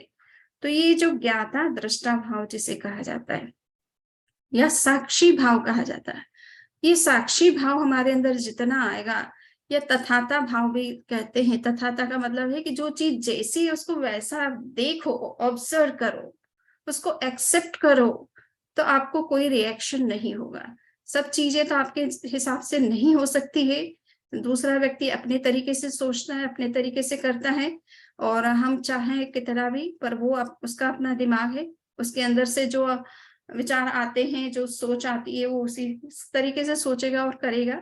तो हम दूसरे को चेंज तो नहीं कर पाते हैं, कर सकते हैं, बट अपने आप को जरूर उस परिस्थिति में कैसे नियंत्रित रख सकते हैं ये हमारे हाथ में है। तो ये ज्ञाता दृष्टा भाव का जितना जितना विकास होता है, प्राणी उतना ही राग द्वेष मुक्त क्षण में जीना शुरू कर देता है, वर्तमान में रहना शुरू कर देता है और अपनी शुद्ध चेतना जिसको हम प्योर चेतना कहते हैं, उस प्योर चेतना में रहना, हायर कॉन्शियसनेस के अंदर रहता है। तो उसको जो सॉल्यूशन भी मिलते हैं अपनी प्रॉब्लम्स के, वो भी बहुत अच्छे सॉल्यूशन होते हैं और बहुत पॉजिटिव होते हैं, बहुत क्रिएटिव होते हैं, बहुत कंस्ट्रक्टिव होते हैं। किंतु रिएक्टिव मूड में अगर हम कुछ बातें सोचते हैं तो हमें ज्यादातर नेगेटिव चीजें आती है दिमाग में और हमारे एक्शन भी ज्यादातर नेगेटिव हो जाते हैं और उसके परिणाम फिर और भी ज्यादा हमारे लिए हार्मफुल हो जाते हैं। तो अब हम ये देखें कि ये क्या मेथड है कि इस एंडलेस जो साइकिल है उसको हम ब्रेक कर पाए। तो ये कहा कि the disposition of a knower और seer makes use of one's pure consciousness. He who adulterates his knowing and seeing with the feelings of like or dislike lapses from one's being into infatuation or attachment. So भगवान महावीर ने कहा कि जिसके अंदर ये liking और disliking खत्म हो जाती है, राग द्वेष खत्म हो जाता है, उसके दृष्टिकोण में बहुत परिवर्तन हो जाता है और वो फिर इन सब चीजों को पजेस करने की बातें नहीं, बल्कि सब चीजों से मुक्त, जो बाह्य चीजें जिनसे राग द्वेष होते हैं उनसे मुक्त रहने की कोशिश करता है। वो एक प्रकार से अकिंचन की तरह लाइफ जीता है। अकिंचन का मतलब होता है कि जिसको, जो अपने पास में कुछ रखना नहीं चाहता है, ऐसी कोई चीज जिससे कि अनावश्यक हमारा अटेंशन उन बाह्य चीजों के प्रति जाए और उसके कारण कोई तरह के राग द्वेष हो। एक बार एक युवक को जॉब की जरूरत थी और उसने बहुत कोशिश की कि उसे कोई अच्छा जॉब मिल जाए, उसके लिए जो भी क्वालिफिकेशन चाहिए उसने वो भी सब कुछ अर्न की, कुछ एक्सपीरियंस होना चाहिए तो वो भी उसने कहीं फ्री अपना काम करके उस एक्सपीरियंस को भी गेन किया, बट लक ने उसको साथ नहीं दिया और उसके कारण से वो चाह करके भी वो अच्छा जॉब या जो भी जैसा भी थोड़ा बहुत जॉब चाहिए था उसको कि जिससे कि उसकी डे टू डे लाइफ की जो नीड्स है वो उसको फुलफिल कर सके, पर प्रयत्न करने पर भी कभी कभी भाग्य का साथ नहीं मिलता है। तो उस उसने सोचा कि अब क्या किया जाए। अंत में उसने सोचा कि इस दुनिया में और कोई तो सपोर्ट जल्दी से करेगा नहीं, किसी के पास कुछ है तो लोग सहयोग करने के लिए तैयार हो जाते हैं, किसी के पास अगर कुछ नहीं है तो 100 रुपए भी देना उनके लिए मुश्किल हो जाता है। सोचते हैं कि देंगे फिर वापस आएगा या नहीं आएगा, इस व्यक्ति का कोई भरोसा नहीं, इसके पास कुछ है नहीं, तो ऐसी कंडीशन में इसको देना हमारे लिए भी जो है वो सही नहीं होगा। ऐसा करके कई लोग जो है अभावग्रस्त लोगों को, गरीब लोगों को हेल्प करने की बात नहीं सोचते हैं, दान भले देते हैं बट अगर पैसा देना है तो सोचते हैं। तो उसने सोचा कि अब क्या कर सकते हैं, साधु संत ही इस कंडीशन में हमारे इस दुखों को समझ सकते हैं, कुछ उचित समाधान दे सकते हैं, और उनके पास में कभी कभी कुछ साधनाएं होती हैं, उनका आशीर्वाद मिल जाए तो हमारे जीवन में कोई कमी ना रहे, या कोई ऐसा मंत्र ही दे दे। तो वो एक साधु के पास में जाते हैं, अपनी सारी परिस्थिति समझा बताते हैं, और उसने अपनी ओर से पुरुषार्थ में कोई कमी नहीं रखी है, क्वालिफिकेशन में कोई कमी नहीं है, बट भाग्य का साथ नहीं है। तो उसने कहा कि साधु महाराज, अब आप भी कुछ कृपा कर सकते हैं, हमारे जीवन में जो दुख है, समस्या है, उसको हम कैसे कम करें और किस तरह से उनसे बाहर निकले। तो साधु महात्मा ने कहा कि देखिए, हम तो रहे अकिंचन। अकिंचन यानी हम तो कोई पैसा रखते नहीं है, कोई बैंक बैलेंस रखते नहीं है, हमारे पास कोई तरह की प्रॉपर्टी नहीं है, इवन रहने के लिए हमारी ये जो झोपड़ी है या जो भी भवन है जिसमें हम ठहरे हुए हैं, ये भी हमारा अपना नहीं है। तो अब हम तुम्हें क्या दे सकते हैं, क्योंकि तुम्हें जीवन में आगे बढ़ने के लिए तो पैसा ही चाहिए, और पैसा हमारे पास होता नहीं है। तो उसने कहा कि आपके पास पैसा है या नहीं है, बट आप तो साधना करते हैं, और आपके आशीर्वाद से क्या नहीं हो सकता, आप ऐसा कुछ आशीर्वाद दें या कोई ऐसा मंत्र दें जिससे कि मेरा कुछ काम हो जाए। तो उन्होंने कहा कि देखिए, मंत्र दे भी दूंगा, पर तुम्हारा अभी भाग्य अनुकूल नहीं चल रहा है, क्योंकि अपने अपने ग्रह गोचर भी होते हैं, तुम्हारा भाग्य इस समय अनुकूल नहीं है।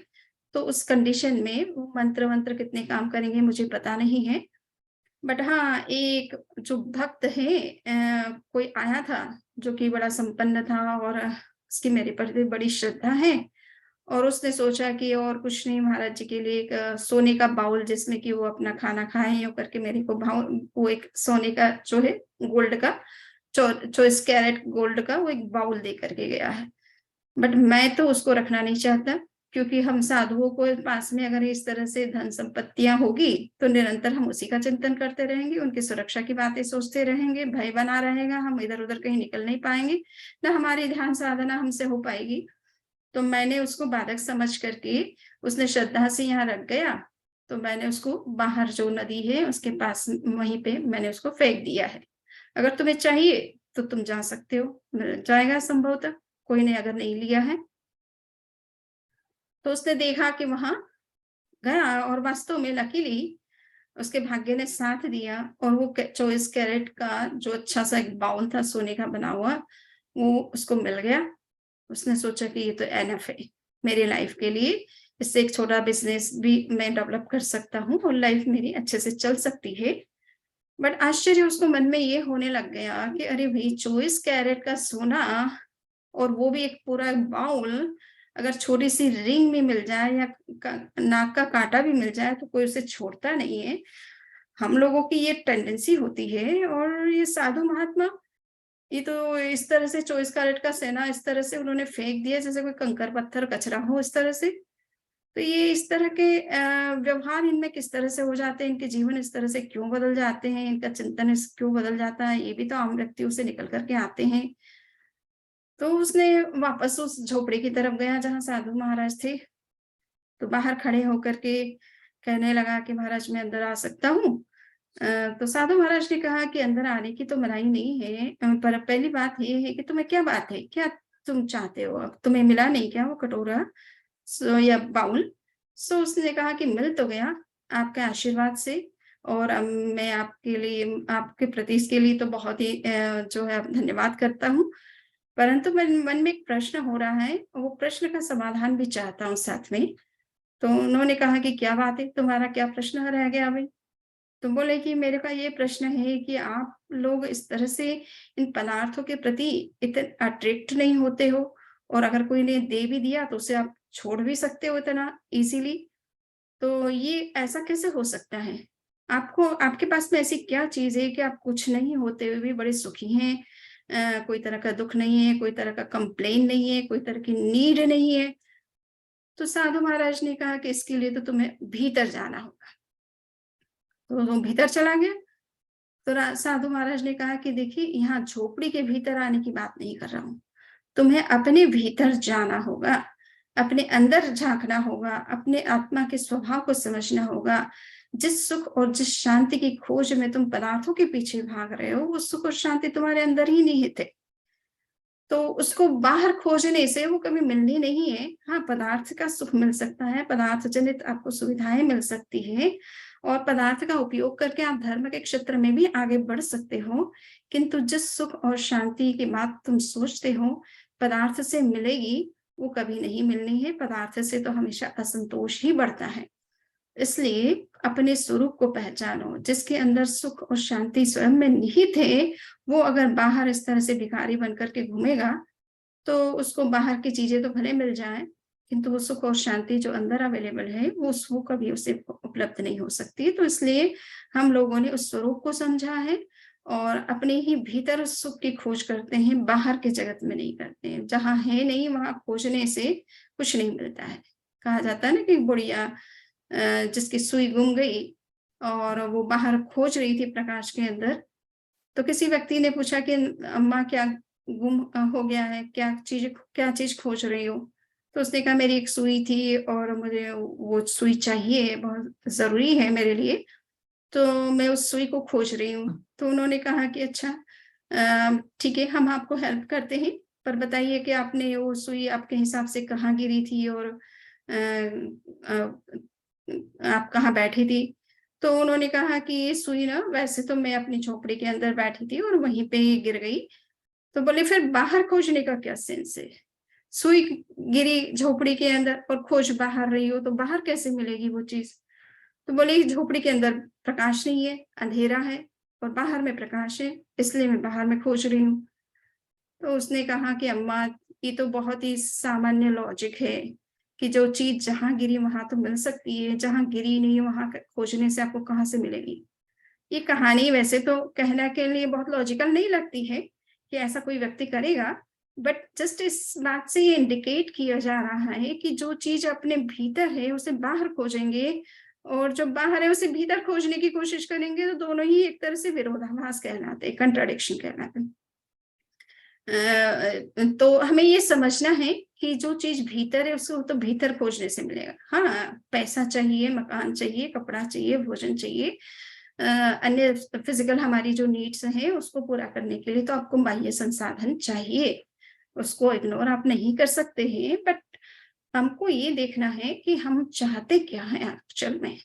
और इस जीवन में जो भी चाहते हैं उससे आगे का क्या फ़ेज़ है जो हमें अचीव करना चाहिए, जो इसी जन्म में हमारे लिए संभव हो सकता है, बाद में या इस चांस को चूकने के बाद में संभव शायद ना हो।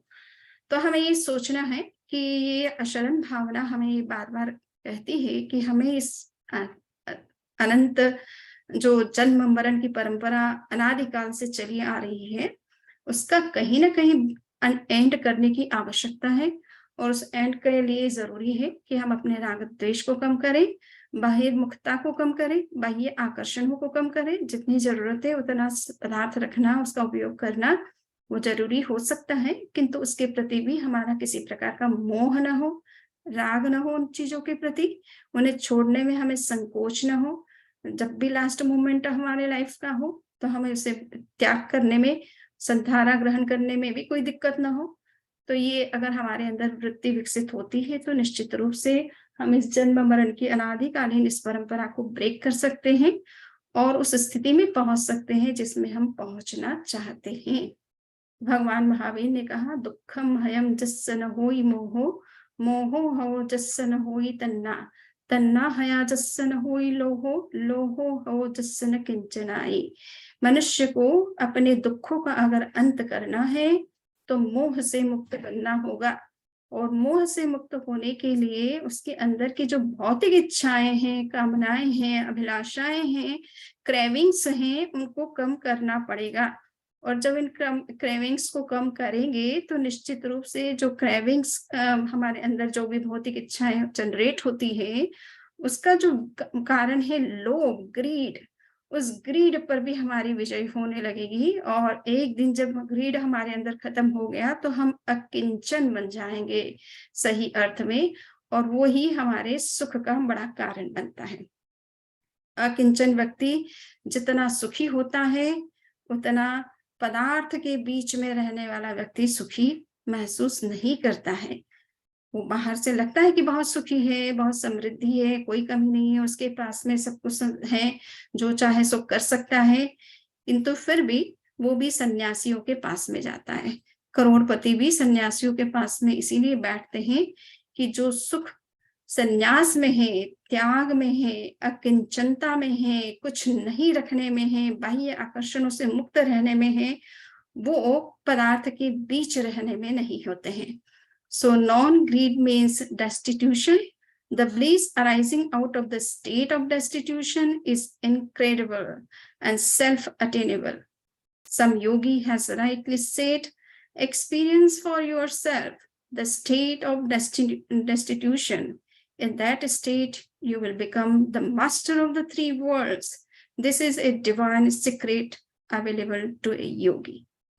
तो ये कहा जाता है कि इसलिए कहा जाता है कि साधु जो होता है वो सारे विश्व का बादशाह होता है, सारे संसार का बादशाह होता है। देखिए, साधु बनने के बाद में सारे द्वार खुले हैं हमारे लिए, हम देश में आ सकते हैं, विदेश में भी आ सकते हैं, किसी के घर में भी एंटर करें, किसी को कोई दिक्कत नहीं होती है, और सभी चाहते हैं कि हमारे घर आए। तो जो अकिंचन बन जाता है उसका स्वागत पूरा विश्व करता है, और वो एक तरह से इस विश्व के किसी भी कोने में जाता है, आराम से रह सकता है, किंतु भीतर से अकिंचन होना जरूरी आवश्यक है। इन विचारों के साथ में आज की ये हमारी शरण भव भावना संपन्न हो रही है। So the conclusion is to live in pure consciousness by giving up all liking and disliking is necessary to break down the cycle of the endless transmigration. ये हम लाइकिंग और डिसलाइकिंग, प्रियता और अप्रियता या राग और द्वेष से मुक्त रह करके हम अपने ज्ञायक स्वभाव में, आत्मा के शुद्ध स्वभाव में, शुद्ध स्वरूप में कितना अधिक रह सकते हैं, उतना ही हम राग कर्मों के बंधनों से बचेंगे। और जब कर्म ही नहीं रहेंगे तो जन्म और मरण की परंपरा का अपने आप अंत हो जाएगा। इसी विचार के साथ अब मैं अपनी बात को संपन्न करती हूँ। आप किसी के कोई क्वेश्चन है तो पूछ सकते हैं।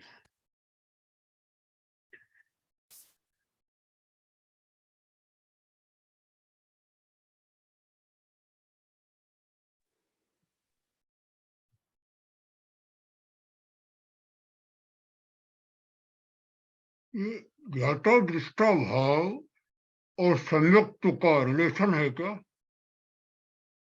ज्ञाता दृष्टा भाव वही उसी में विकसित हो सकता है जो सम्यक्ति होता है, जो आत्मा के स्वरूप को समझता है, आत्मा के स्वरूप में विश्वास करता है, तो वही ज्ञाता दृष्टा बनेगा।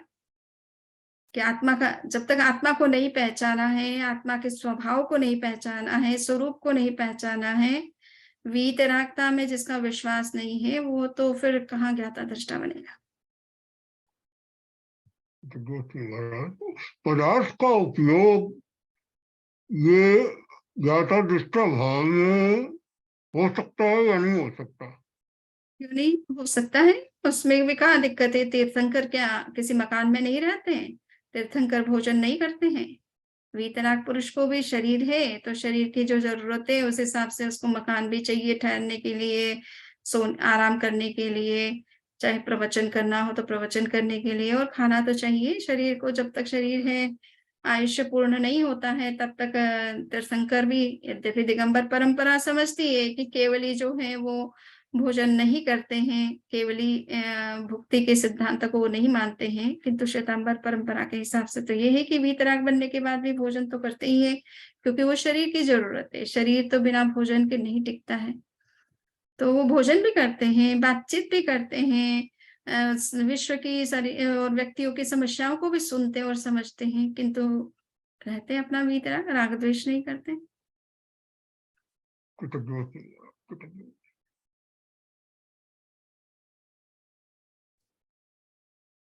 हाँ, क्वेश्चन आप रेज कर सकते हैं, अनम्यूट करें अपने आप को, जिन्होंने हाथ ऊंचा किया है, रेज किया है।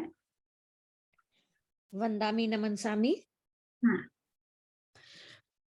इस जन्म में अगर कोई व्यक्ति मनुष्य है और वो सम्यक्त हुई है, तो अगले जन्म में वो सम्यक्त नहीं होगा, ऐसा कंफर्म है या हो सकता है मनुष्य बना तो? ये डिपेंड करेगा कि वो अपनी प्योरिटी को किस तरह से मेंटेन रखेगा, है ना। गलत बातों में नहीं आएगा, गलत मान्यताएँ नहीं अपने दिमाग में बनाएगा, तो कोई दिक्कत नहीं है, वो कंटिन्यू कर सकता है। और क्षायपश्विक सम्यक्त्व जिसको अपन कहते हैं वर्तमान में, क्षायिक सम्यक्त्व तो कहा जाता है तीर्थंकरों की उपस्थिति में होता है, वो तो नहीं जाता है, वो किसी भी कीमत पर। बट जो क्षायोपश्विक सम्यक्त्व उसके जाने की बहुत संभावना है, दिन में भी और पूरे एक लाइफ टाइम में भी बहुत बार चला जाता है। जब हम आवेश में जाते हैं, आवेगों में आते हैं, राग द्वेष करते हैं, तब वो चला जाता है कि हमने उस समय आत्मा के स्वरूप को समझा नहीं ना, राग द्वेष मुक्त स्वरूप को समझा नहीं है, और दूसरी बातों को, गलत बातों को सही मान करके हम चल रहे हैं। मतलब अभी हमारा मनुष्य भव है, अगला मनुष्य भव हो ऐसी हमें, मतलब, और वो अगर होता है तो सम्यक्त्वी जीव का नहीं होगा, मतलब हमें कामना नहीं करनी चाहिए हमें अगला जन्म मनुष्य का मिले। तो सिद्धांत यही कहता है कि अगर वो सम्यक्ति है तो वो वापस मनुष्य नहीं बनता, वो या तो देवता ही बनता है, देव योनि में जाता है। सम्यक्ति की गति जो है देव गति मानी गई है। अगर वो मनुष्य बन रहा है तो किसी कारण से वो मिथ्यात्वी बन गया जिस समय उसका आयुष्य का बंध हुआ है, ठीक है ना? वो मिथ्यात्व दशा में होगा और इसीलिए वो फिर वापस मनुष्य बन गया है। और वो हो सकता है वापस सम्यक तो आ गया, मान लीजिए जिस समय आयु बंध का समय तो बहुत थोड़ा-सा होता है ना, कुछ समय के लिए हमारी मान्यताएँ कभी गलत हो जाती है, हम 10-50 जगह जाते हैं, सब तरह के रिलिजन्स को देखते हैं, तो सोचते हैं अरे ये अच्छा धर्म, वो अच्छा है मान लीजिए। तो हमारी मान्यताएँ कभी-कभी विपरीत होने लग जाती है, जो मूल सिद्धांत है उससे भटकने लग जाती है। तो उस मोमेंट में अगर आयुष्य का बंद हो गया, सपोज इंसान तो आप बहुत अच्छे हैं, परंतु अगर वो मोमेंट में ही आयुष्य का बंद हो रहा है और कुछ इस तरह की मिथ्या मान्यताएं हमारे अंदर आ रही है, तो आयुष्य का बंद मनुष्य के रूप में भी हो सकता है। बाकी जीवन आपका अच्छा है और आपने कोई ऐसा गलत काम नहीं किया है अपने लाइफ में, तो वापस मनुष्य रूप में आप रिपीट कर सकते हैं। तैत्व कृतज्ञोस्मि। हेमंत भाई मोड़ा। हाँ वंदामी, नमस्कार समीर जी। सम्यक्त्वी कौन है, जिस आप थोड़ी क्वालिटीज बता सकते हैं और थोड़े से प्रैक्टिकल लाइफ एग्जांपल्स में, जैसे कि हमारे इसमें कैसे कैसे आइडेंटिफाई करें अपने आप को सम्यक्त्वी बनने वाले। सम्यक्ति की यूं तो मतलब उसको कहते हैं एक्सटर्नल और इंटरनल कुछ क्राइटेरिया है। एक्सटर्नल क्राइटेरिया ये है कि सम्यक्ति जो होता है वो अरिहंत को ही अपना देव मानता है, जो राग द्वेष विजेता है उनको अपना आदर्श मानता है, उनमें अब श्रद्धा करता है, उनमें विश्वास करता है, उनकी शिक्षाओं को फॉलो करता है, ठीक है। जो राग द्वेष युक्त है, चाहे वो हम देखते हैं अन्य परंपराओं में देवी देवता या भगवान के रूप में जिनको भी माना जाता है, वो हिंसा भी करते हैं, राग द्वेष भी होता है उनकी लाइफ में, और भी तरह की चीजें होती है। बट हाँ, उन्होंने कोई विशिष्ट साधना की, कुछ चमत्कारिक शक्तियां उनमें थी, तो लोग उनको इष्ट अपना भगवान समझते हैं।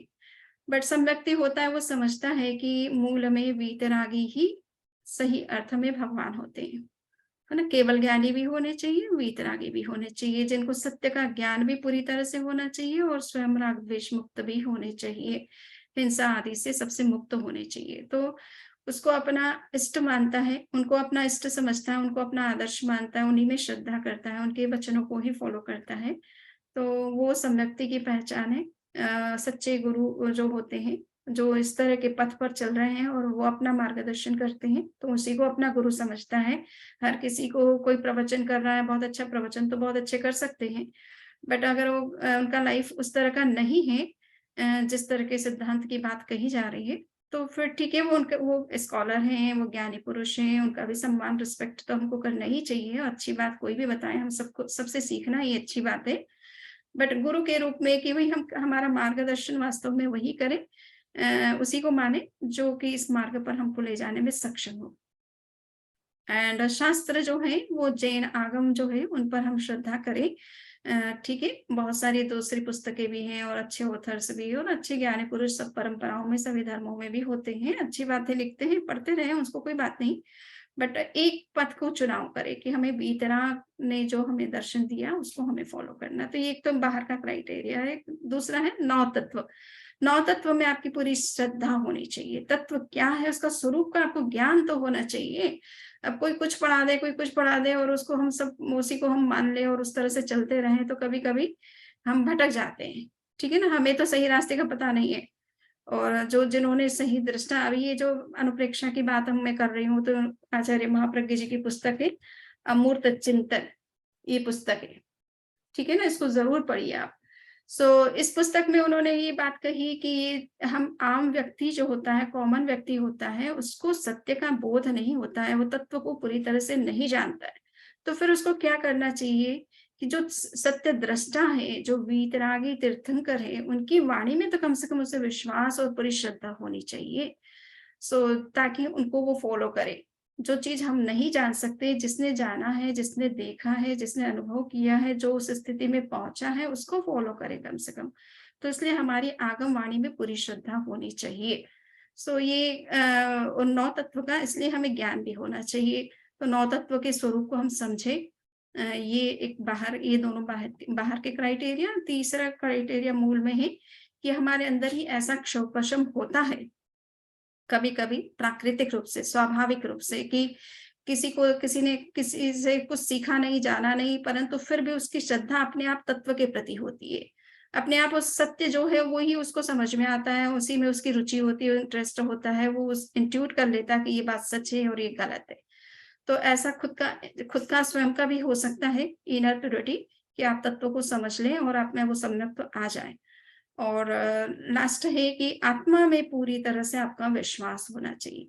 निश्चय से आत्मा में विश्वास करना, आत्मा के स्वरूप को समझना, उसके हिसाब से चलना, ये निश्चय से सम्यक्ति का लक्षण माना गया है। और व्यवहार में आप ये देखेंगे कि वो क्या है, संसार में रहता है किंतु निर्लिप्त रहता है, ठीक है ना। किस राग द्वेष नहीं, अपना अच्छा जीवन जिएंगे, सबसे अच्छे संबंध रखेंगे, और किसी से ज्यादा कोई अटैचमेंट नहीं, किसी से कोई घृणा नहीं, ना काहू से दोस्ती और ना काहू से बैर, ठीक है ना। किसी से बहुत ज्यादा घनिष्ठता नहीं, अटैचमेंट नहीं, और किसी से हमारी दुश्मनी नहीं। तो ये सम्यक्ति का लक्षण व्यवहार में आप देख सकते हैं कि वो उनका जीवन बड़ा संतुलित होता है, बहुत बैलेंस्ड होता है। किसी तरह की उनकी दूसरों के प्रति कोई कंप्लेन नहीं होती है। वो दूसरे को कोई जिम्मेदार नहीं समझता है कि मेरे दुख का कारण वो है। हो सकता है उसने बिहेव भले ऐसा आपके साथ किया हो, आपके साथ धोखा किया हो, गलत बिहेव किया हो, बट फिर भी वो उसको दोषी नहीं मानता है। वो कहता है कि हो सकता है मेरे कर्म ऐसे हैं जिसके कारण ऐसा कुछ हुआ है, वो सामने वाला अच्छा हो सकता है। तो वो हमेशा पॉजिटिव सोचता है वो सामने वाले के प्रति, और स्वयं के कर्मों को दोष देता है या अपनी ही आत्मा को दोष देता है कि मैंने कहीं कोई ऐसे कर्म किए हैं। तो वो आत्मा का अनुसंधान करता है ज्यादा। तो ऐसा व्यक्ति जो है वो पॉजिटिव, जो भी पॉजिटिव एटीट्यूड जिन लोगों का होता है, उनको ये समझिए कि वो एक तरह से सम्यक्ति व्यक्ति हैं, तभी पॉजिटिव सोच पाते हैं हर चीज के प्रति। मैं तो बहुत बार कुछ लोगों को देखती हूँ, इतने पॉजिटिव होते हैं वो लोग। हम खुद भी उस कंडीशन में अपने आप को रख के देखे तो हमें लगा कि हम भी शायद इतनी पॉजिटिविटी में न रहना हमारे लिए मुश्किल हो जाए ऐसी क्रिटिकल कंडीशन में। बट उन लोगों का बड़ा बैलेंस होता है। तो वंदामी एक मिनट, मैं जस्ट समराइज करूं। एक है आपका ये कि आत्मा में बिलीव करते हैं, एक नव तत्व में बिलीव करते हैं, एक वीतरागी को अपने गुरु मानते हैं, उनके आदर्श को गुरु मानते हैं, 3। और चौथा मुझे नहीं समझा, वो श्रद्धा कौन सा वाला पार्ट था? एंड जो प्रैक्टिकल एस्पेक्ट में पॉजिटिव जो हो और जो एकदम बैलेंस्ड रहे, ऐसे। हाँ, अपने को हर चीज के लिए, हर गलत चीज के लिए या कुछ भी आप गलत हो रहा है या वो हो रहा है तो उसके लिए जिम्मेदार खुद को समझे, बजाय कि दूसरों को ब्लेम करे, ठीक है ना। तो वो है। और वो आपने जो जानना चाहा वो ये है कि सम्यक तो 2 तरीके से प्राप्त होता है। एक तो ये कि आपने कभी किसी को तत्व को, आपकी जानकारी खुद की नहीं है बट आप हमसे सुन रहे हैं और आप तत्व को समझ रहे हैं सपोज, तो ये अधिगम सम्यक तो कहलाते हैं ना। किसी से सुन करके या किसी बुक को पढ़ करके, तत्व ज्ञान की आगम को पढ़ करके हमने वो तत्व समझ लिया है कि अजीव अजीव, पुण्य पाप, आश्रय संबंध, जरा बंध, मोक्ष क्या चीज है, और उसके स्वरूप को बहुत अच्छी तरह से समझ लिया है और बहुत अच्छी तरह से उसको फॉलो करते हैं अपने लाइफ में कि हाँ ये सच है। ये एक तो आपका हो गया कि आपने बाहर से किसी से दूसरे माध्यमों से लर्न करके आपके अंदर वो तत्व ज्ञान आ गया, वो तत्व दृष्टि का विकास हो गया आपके अंदर। और एक है कि मैं आपके अंदर ही ऐसी इनर प्योरिटी है कि जो तत्व जैसा है वैसा ही आपको समझ में आता है, आपकी अपनी इनर प्योरिटी है ना। सो वो इस जन्म में अनेक जन्मों से हम चले आ रहे हैं, तो कई बार तत्व सुना होगा और कई बार आचरण किया होगा। सो हमारे अंदर खुद के अंदर ऐसी इनर प्योरिटी इंट्यूशन होता है कि सच क्या है, गलत क्या है और क्या वास्तव में हमें करना चाहिए, ये हमको खुद को समझ में आता है। सो वो नैसर्गिक सम्यक्त्व कहलाता है। तो वो किसी में हो सकता है, कई लोगों में वो भी होता है। यस। हमने जी और हाँ, क्वेश्चन है। वंदानी, हाँ, क्वेश्चन है कि आपने कहा कि संसार में रहता है बट राग द्वेष तो जाता ही नहीं है। तो संसार में रहते तो राग द्वेष तो चलता ही रहता है, बट उसकी कैटेगरी कम हो सकती है, ज्यादा हो सकती है किसी की। देखिए ऐसा है कि राग द्वेष नहीं चाहता है तो फिर ये साधु को बन रहे हैं, वो कहाँ से बन रहे हैं? संसारी प्राणी तो है वो भी, है ना? संसारी प्राणी है, संसारी प्राणी तो मुक्त हो रहा है ना। जी जी जी। 15 तरह के सिद्ध होते हैं। आपके मरुदेवी माता सिद्ध हुई, भगवान ऋषभ की माता नहीं हो नहीं, तो हाथी पौधे पे वो बैठी बात हुई। मैं सब मानता हूँ, बट हम लोग जो संसार में रहते हैं, व्यापार करते हैं, फैमिली है, तो कुछ ना कुछ रोज राग द्वेष तो किसी ना किसी से चलता ही रहता है, उसकी बात कर रहा हूँ।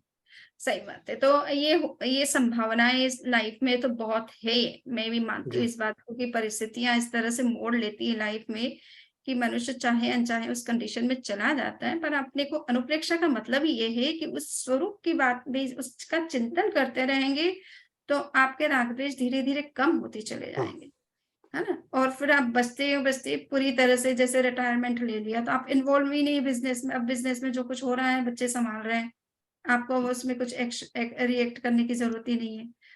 तो ऐसे कुछ चीजों को गिव अप करते चले जाएं। इसीलिए संयम की जरूरत होती है। साधु भी क्यों बनता है? अगर हम संसार के अंदर रहेंगे, लोग हमें कहते हैं कि आप साधु क्यों बने, आपको घर में रह करके भी साधना कर सकते थे। अरे कैसे करेंगे? घर में रहेंगे तो घर की बातें तो हावी होगी ना हमारे दिमाग पर भी। जी हमें भी समय देना पड़ता है। परिवार में अगर हम रहते हैं तो हम परिवार का अगर सहयोग लेते हैं तो परिवार के लिए भी हमें कुछ करना जरूरी हो जाता है। अब हम जब उसमें उलझेंगे तो हमारी साधना हम कब करेंगे? सो ये तो हमेशा से हम करते ही रहे हैं। तो कहीं तो हमें इस ब्रेक करना पड़ेगा ना सर्कल को। तो उस हिसाब से तो क्वेश्चन ये हो गया कि जब तक आदमी व्यापार करता है, संसार जब तक छोड़ेगा नहीं तो सम्यक्ति नहीं हो सकता, बट सम्यक्ति ये सम्यक तो कोई भी है, काम करते हुए भी हो सकता है, वो कोई बात नहीं है। पर टेक योर लंच। कर्म के प्लीज बंधनों म्यूट से योरसेल्फ। बचने की बात है, उसकी बात है। जी एक मिनट, ये बीच में बैकग्राउंड से आवाज आ रही थी। मूल बात है कि नए बंधन हम कब बचे। इसीलिए भगवान महावीर ने जैन धर्म में क्या है कि ये सिद्धांत संयम पर बल देने का यही प्रयोजन है कि आप पदार्थ के बीच रहोगे और राग द्वेष मुक्त रह सको। ये बहुत नामुमकिन, ये बहुत कठिन काम है, कठिन काम है ना। और करे तो किसी के लिए इजी है कि जिसके अंदर संकल्प पैदा हो जाए उसको कुछ फर्क नहीं पड़ेगा। बट है तो कठिन काम कि पदार्थ के बीच में रहना। वो कहना कि जल में रहना और मगरमच्छ से बैर ना हो या उसका भय ना हो, ऐसा नहीं होता है। तो वो पॉसिबिलिटी तो ज्यादा है उसकी। बट हाँ, अनुप्रेक्षा करते रहिए। अनुप्रेक्षा ठीक करते है सर। करते धीरे धीरे अपने अंदर संयम का विकास होता जाए। उन चीजों को गिव अप करते जाओ हाँ, जिससे कि लाइन पे चलता जाता है आदमी, बट कम ये होता जाता है, ये ना बोलो। बिल्कुल ये मिनिमाइज कर सकते हैं। ठीक है सर। मिनिमाइज। या समनी जी, एक प्रश्न था कि एक तो आपने ऑब्जर्विंग नेचर, राइट, और एक रिएक्टिव नेचर, तो विच इज बेसिकली जो आप सम्यकता हासिल करने की बात कर रहे हैं। तो मैंने बेनिफिट तो देखा है ऑब्जर्विंग नेचर का, पर इट्स नॉट पॉसिबल कि मैं करता हूँ, पर 1-2 घंटे या 4 घंटे करके और फिर कभी कुछ एक घटना हो जाती है, आप किसी मीटिंग में चले गए या ऑफिस में चले गए, राइट, तो वो तुरंत वो प्रैक्टिस तो कैसे उसको, मतलब जिसके पास नहीं किया है, and how to start practising it so that and remember it. वो या तो सुबह उठते से एक संकल्प करो कि आज मैं ज्यादा से ज्यादा अपना मतलब ऑब्जर्व करने की कोशिश करूंगा, रिएक्ट करने की कोशिश कम करूंगा। ठीक है, हो गया कोई जरूरी हो गया। कभी कभी होता है ऐसा कि आपके बिजनेस में कोई व्यक्ति अगर सही नहीं है तो उसको आप थोड़ा सा ऊंचे स्वर में नहीं कहेंगे तो वो संभलेगा भी नहीं। कुछ कुछ व्यक्ति ऐसे होते हैं जिनको थोड़ा रिएक्शन दिए बिना वो लाइन पर नहीं आते हैं। तो थोड़ा बहुत कहीं ज़रूरत पड़ सकती है ऐसी, बट अगर संकल्प रहेगा तो कम से कम अच्छे जो व्यक्ति हैं उनके साथ तो कम से कम आपका वैसा वो बातें नहीं होगी और धीरे-धीरे वो भी कम होता चला जाएगा। तो ये थोड़ा रोज उठ कर के एक संकल्प करना ज़रूरी है। जिस चीज़ को हमें अपने लाइफ में लाना है, उसके लिए कुछ रेज़ोल्यूशन रात में सोते समय और सुबह उठते समय, जिस समय आप बिल्कुल उठ रहे हो, उस समय क्या होता है हमारा अनकॉन्शियस माइंड सबकॉन्शियस माइंड ज़्यादा एक्टिव रहता है। कॉन्शियस माइंड तो आप जब आप उठते हैं और काम शुरू करते हैं तब वर्क करना शुरू करता है। उससे पहले सो करके आप उठते हैं या स्लीपिंग स्टेट में जा रहे हैं, उस समय आपका सबकॉन्शियस माइंड जो है ज़्यादा एक्टिव रहता है। उस समय आप कुछ रेज़ोल्यूशन करते हैं, कुछ संकल्प करते हैं तो वो अंदर चला जाता है और वो वर्क करना शुरू करता है। वो इम्प्लीमेंट होना शुरू हो जाता है। वंदामी, ऐसा कई बार लगता है होता है। महाराज कि निश्चय हाँ, नए और व्यवहार नए, हाँ, वो उसका सहारा लेके जैन धर्म की मान्यता जो जो मेरा कंसेप्ट है कि निश्चय नए के हिसाब से आत्मा शुद्ध है, लेकिन व्यवहार नए के हिसाब से आत्मा की आवृत्ति हो जाती है कर्मों के कारण। हाँ। ये सही बात है या गलत है? मतलब अभी हम जो बात कर रहे हैं वो ये है कि हमारे अंदर सम्यक्त्व का विकास कैसे हो, हमारे राग द्वेष कम कैसे हो, उसकी साधना हम क्या करें, कैसे करें, उसकी बात है। अगर हम ये मान करके चले कि राग द्वेष हम कर्मों से बंधे हुए हैं इसलिए हमारे अंदर वो राग द्वेष होंगे ही, तो फिर वो हम कभी ब्रेक कर ही नहीं पाएंगे। वो तो ठीक है, पुराने कर्मों के कारण से थोड़ा बहुत जो अंदर में हो रहा है वो सब पुराने कर्म हैं और वर्तमान में भी अगर हम वैसा व्यवहार कर रहे हैं तो वो आगे से आगे कर्म चलते रहेंगे ऐसे तो कहीं तो आपको ब्रेक करना पड़ेगा साइकिल को ना। तो उसके लिए थोड़ा-सा ये है कि हम आगे से कैसे अपना लाइफ को चेंज करें, हमारी सोच को कैसे बदलें, हमारा एटीट्यूड किस तरह से बदले या क्या हम संकल्प करें जिससे कि अब तक हम जो इस तरह से कर्मों के प्रभाव में आकर जो-जो करते रहे हैं, आगे वो कंटिन्यू नहीं होना चाहिए। वो मकसद है मूल। तो गलत नहीं महाराज। यस, आगे? हुँ, वंदामी, हुँ, कभी-कभी होता है जैसे हमें चाहे घर में बच्चों पर या बिजनेस में भी स्टाफ पर गुस्सा करना पड़ता है, लेकिन हुँ, उस गुस्से में अंदर अपने उसका प्रभाव नहीं है कि राग द्वेष नहीं है, लेकिन हुँ। उनको दिखाने के लिए कि ये गलत हो रहा है तो सुधारने के लिए कर रहे हैं, तो उसमें एक और एक्चुअल में जो अंदर से गुस्सा होता है, दोनों के कर्म बंधन में डिफरेंस होता है? बहुत फ़र्क पड़ता है, बहुत फ़र्क पड़ता है इससे कि आप अंदर से उत्तेजित नहीं हो रहे हो। केवल वो दिखावे के लिए है कि वो परिस्थिति उसी तरह से नियंत्रित होनी है। अब मान लीजिए कि जो लोग जेल में जेल अधिकारी होते हैं, तो अब उनको अपराधी को दंड देना ही पड़ता है ना। अब उनका उस अपराधी से कोई मतलब नहीं था, हाँ? परंतु अब वो कानून है, उनको ये ड्यूटी है, उनकी रिस्पॉन्सिबिलिटी है, तो उनको वो करना पड़ता है। तो कर्म का बंधन उतना तीव्र नहीं होगा, उतना दीर्घकाल के लिए नहीं होगा, उतना हार्मफुल नहीं होगा जो हम इंटेंशनली करते हैं, ठीक है ना? तो वो अपने गुस्से में हम अपना भान भूल जाएँ और चाहे जो कुछ कहें और सामने वाला सही होते हुए उसे गलत माने, ये ऐसा नहीं होना चाहिए, ठीक है? वो गलत है और कहना पड़ेगा, सुधारना भी पड़ेगा, कुछ थोड़ा बहुत एक्शन रिएक्शन भी करना पड़ सकता है। बट हमको ये देखना है कि अगर हम कुछ सीमा से ज़्यादा करेंगे तो हमारे लिए तो वो हार्मफुल है और थोड़ा बहुत जो कर रहे हैं उससे भी तो कर्म के बंधन होंगे ही होंगे। उससे भी इंटरनली उससे कनेक्ट नहीं होना है। हाँ, इंटरनली उससे कनेक्ट नहीं हो रहा है। ठीक है ना? ओके। कृतज्ञ। हाँ, ध्यान का प्रयोग करें। अब किसी के कोई क्वेश्चन है? वंदा में एक लास्ट क्वेश्चन है। हाँ, बोलिए। अ, अगर हमको जैनिज्म के सब एस्पेक्ट्स ऑफ जैनिज्म पे श्रद्धा ना आए due to lack of understanding और हाँ, due to lack of knowledge और hmm, experience itself, hmm, hmm. so do we not get samyaktva or I mean how do you force belief? देखिए कुछ सम्यक्त की में कहा जाता है कि मान लीजिए कि आपको 9 तत्वों में से 8 बात तत्वों में तो श्रद्धा है पर एक में आपको डाउट है, तो भी आप मिथ्यात्व की कैटेगरी में आ जाते हो, है ना? तो अपने को ये देखना है कि सत्य है और तत्व है उसको समझने में कहाँ दिक्कत है। ये हो सकता है कि फॉलो करने में किसी को कठिनाई हो सकती है तो कोई बात नहीं। चौथा गुण स्थान वाला भी सम्यक्त्व तो होता ही है ना। तत्व को समझ लिया, उसमें पूरी श्रद्धा करता है, विश्वास करता है। कुछ बातें और फॉलो करना उसके लिए संभव नहीं भी होता है। कोई भी परिस्थिति हो सकती है या किसी तरह की योनि में है वो जीव, तो वहाँ पे वो संभव नहीं है उसके लिए। बट अगर सम्यक्ति तो जो किसी भी गति का जीव हो सकता है, बजाय अपर्याप्त अवस्था में तो होता ही है, बट पर्याप्त अवस्था में मनुष्य और पशु में भी हो सकता है।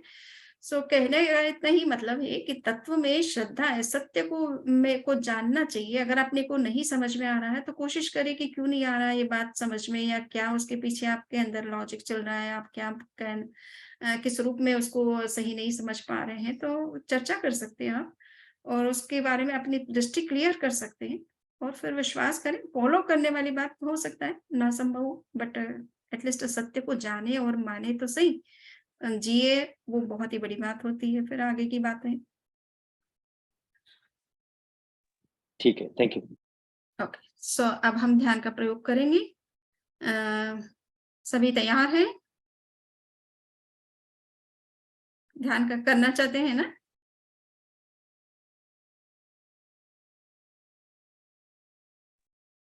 हाँ जी वंदना। ओके, हाँ समझी जी, बिल्कुल वंदना। ठीक है।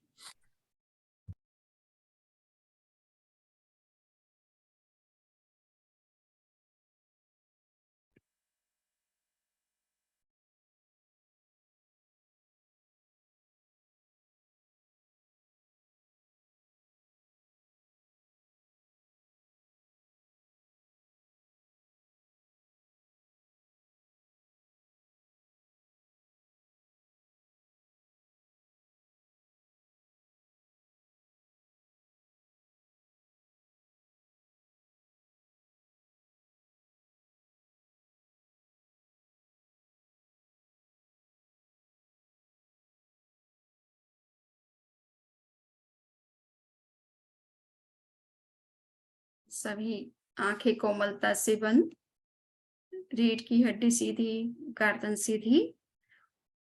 ध्यान का हम प्रयोग करेंगे। तो हमने अभी आज भव अनुप्रेक्षा की बात की, उससे पहले हम आशरण अनुप्रेक्षा की बात किए थे और उससे पहले हमने अनित्यता की अनुप्रेक्षा की चर्चा की थी। सो मूलतः अगर हमारे अंदर ये अनित्यता की भावना गहरी हो जाए तो अशरण और भव और ये सब चीजें भी हमारे अंदर ईज़ी हो जाती है। तो मैं उसी ध्यान का अनुप्रेक्षा का प्रयोग करवा रही हूँ। आप उसे ध्यान से सुनेंगे तो आँखें कोमलता से बैठें, बंद करें और जो आपके लिए अनुकूल आसन हो, उस आसन का चुनाव करें। दोनों हाथों को ज्ञान मुद्रा में रखें, घुटनों के ऊपर, फेसिंग अपवर्ड स्काई।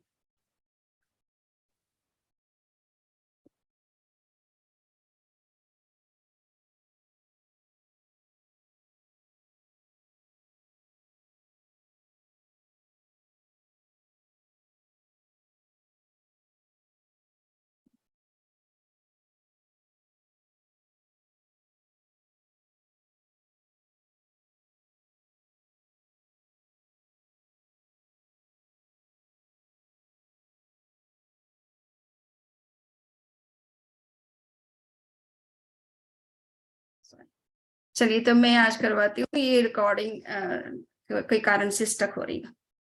तो पूरे शरीर को स्थिर, शिथिल और तनाव मुक्त करें। रीढ़ की हड्डी, गर्दन सीधी रखें, आंखें कोमलता से बंद।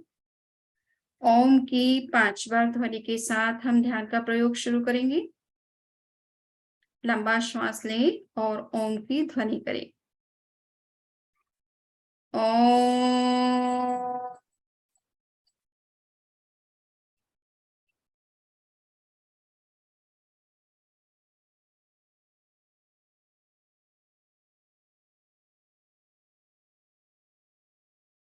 ओम।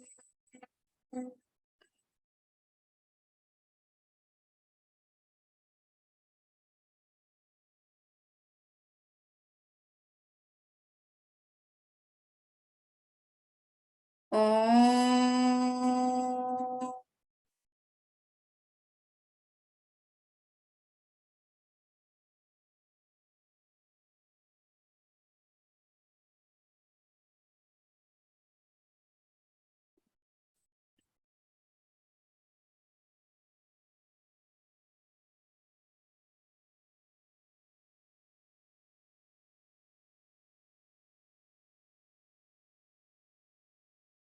ओम।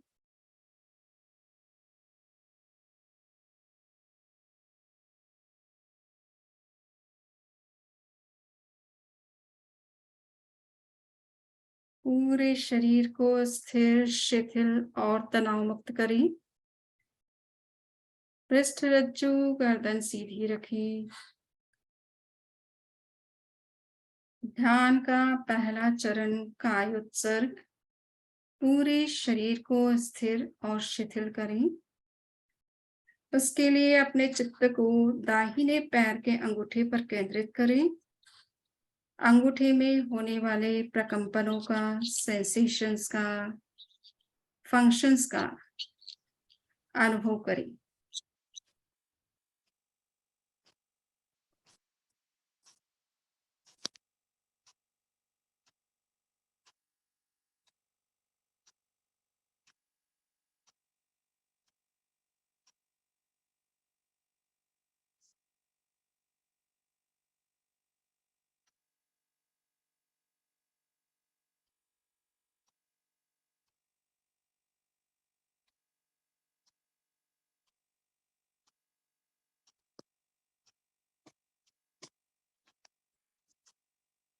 शिथिल होने का सुझाव दें।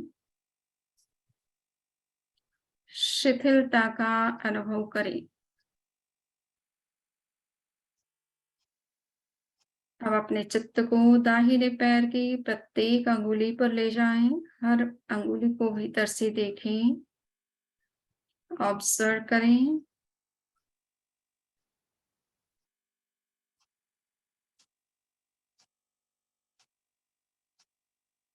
शिथिल होने का सुझाव दें। Auto suggestion to be relaxed.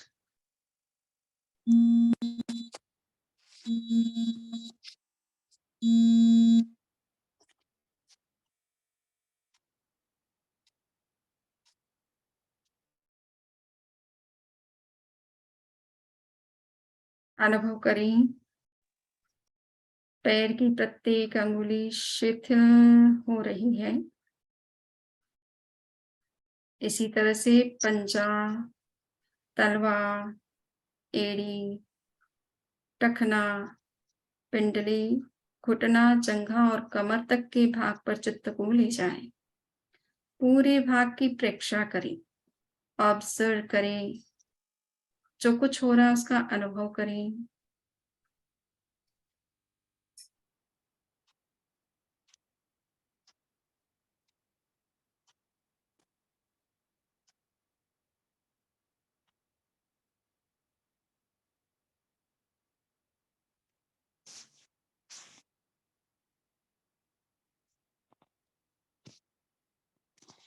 पूरे भाग को शिथिल होने का सुझाव दें।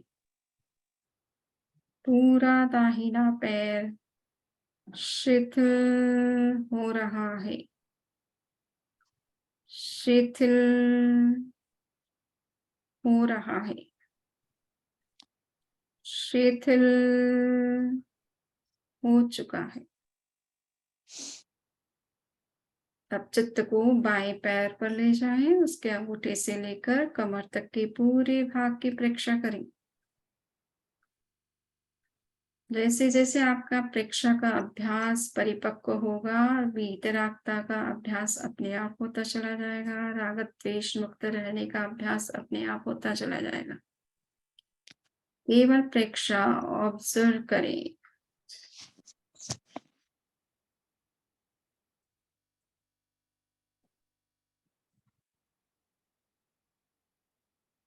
कहीं कुछ पेन है उसे भी देखें।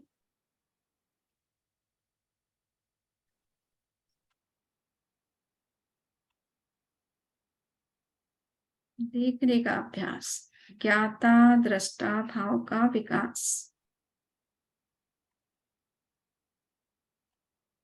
चित्त को कमर से ऊपर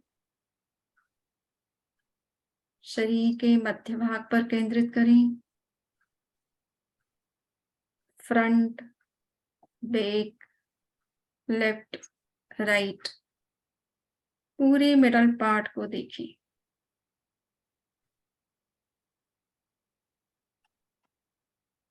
शिथिल होने का सुझाव दें। शिथिलता का अनुभव करें। पूरा शरीर का मध्य भाग शिथिल हो चुका है। शरीर की जितनी स्थिरता उतने ही कर्म के बंधन कम। शरीर की चंचलता, मन की चंचलता, वाणी की चंचलता ही कर्म बंध का कारण बनती है। कायोत्सर्ग दुख मुक्ति और मोक्ष प्राप्ति का बहुत बड़ा साधन है। दुख का कारण हमारी अपनी चंचलता है। उस चंचलता को कम करने का अभ्यास कायोत्सर्ग है।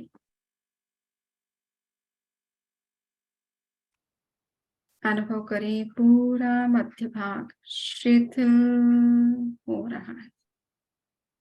रिलैक्स।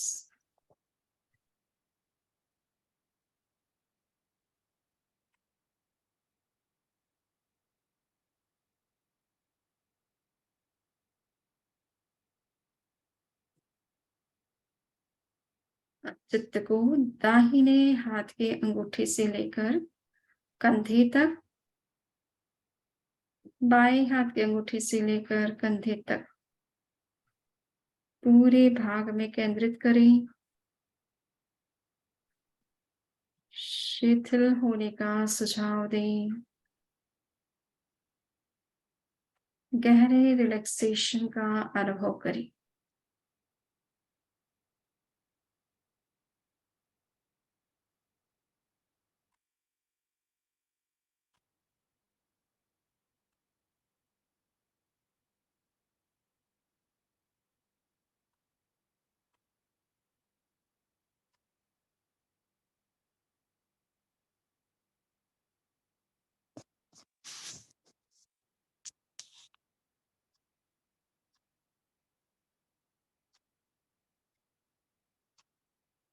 अनुभव करें,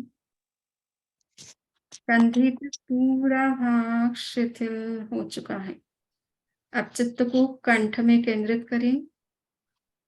कंठ का कायोत्सर्ग करें।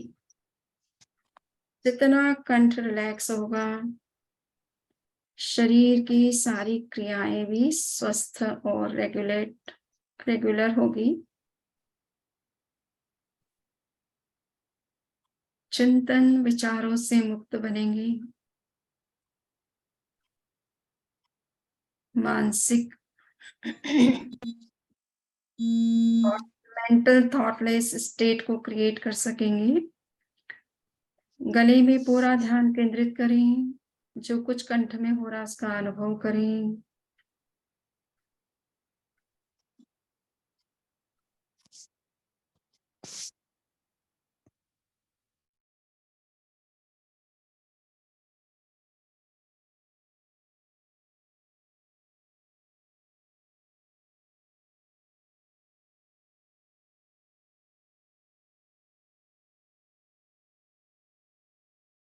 कंठ का पूरा भाग रिलैक्स हो रहा है।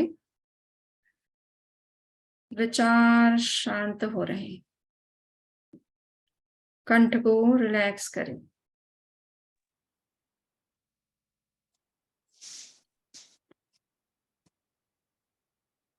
वोकल कॉर्ड, थायराइड, पैराथायराइड,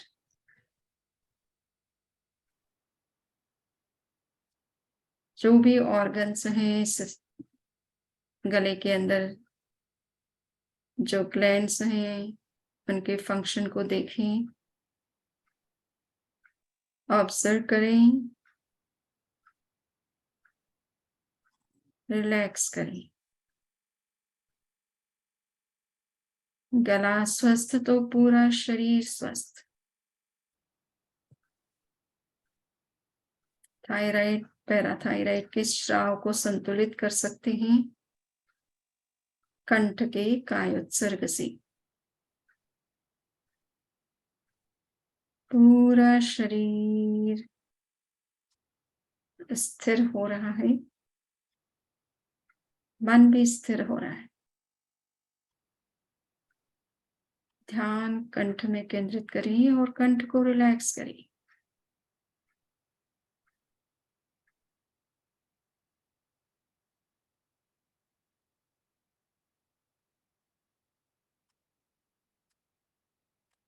अब चित्त को अपने चेहरे पर केंद्रित करें। एक एक ऑर्गन को देखें।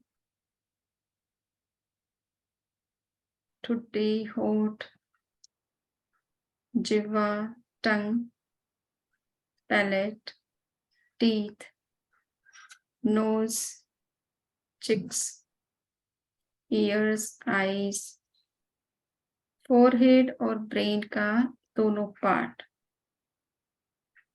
लेफ्ट हेमिस्फीयर और राइट हेमिस्फीयर, ब्रेन स्टेम, सबको ऑब्जर्व करिए। काय विपश्यना,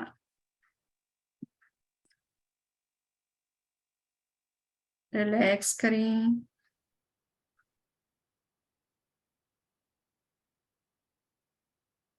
रिलैक्स, रिलैक्स, रिलैक्स।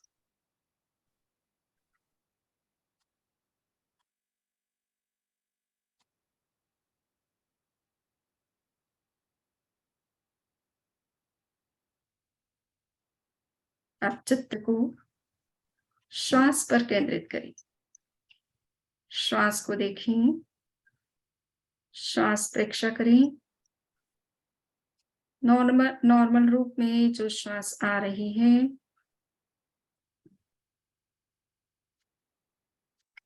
भीतर जा रही है, दोनों को देखें।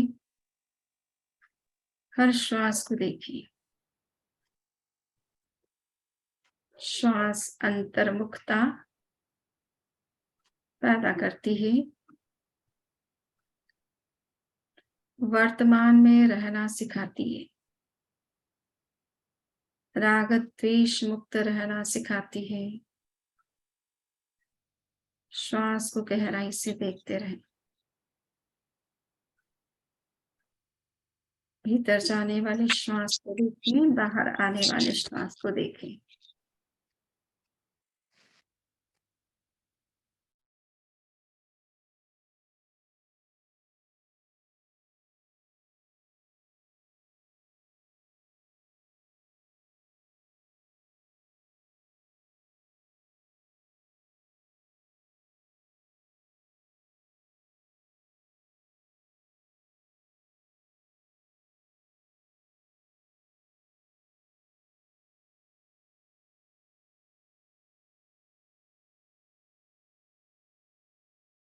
श्वास परीक्षा।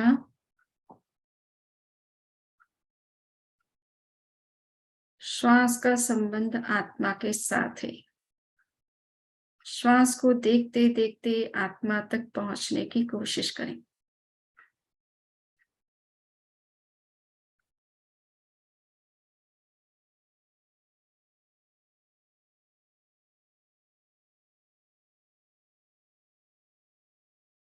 श्वास भीतर, मन भी भीतर।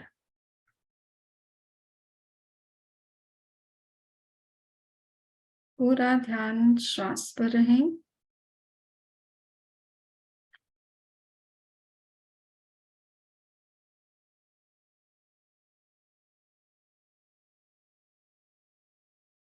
श्वास को लंबा गहरा करें। लंबा श्वास लें, लंबा श्वास छोड़ें।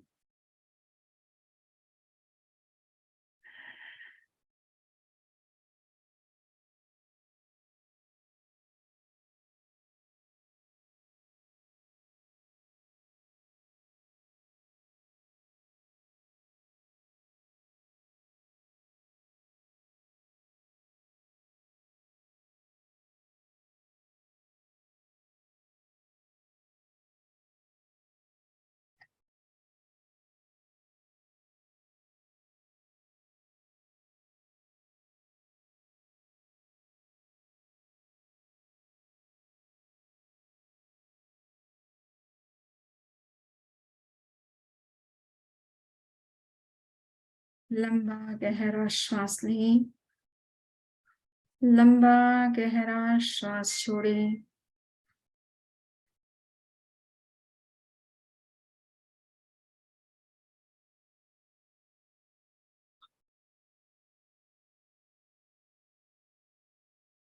लंग्स की 6 लीटर श्वास लेने की क्षमता होती है, उसका पूरा उपयोग करें।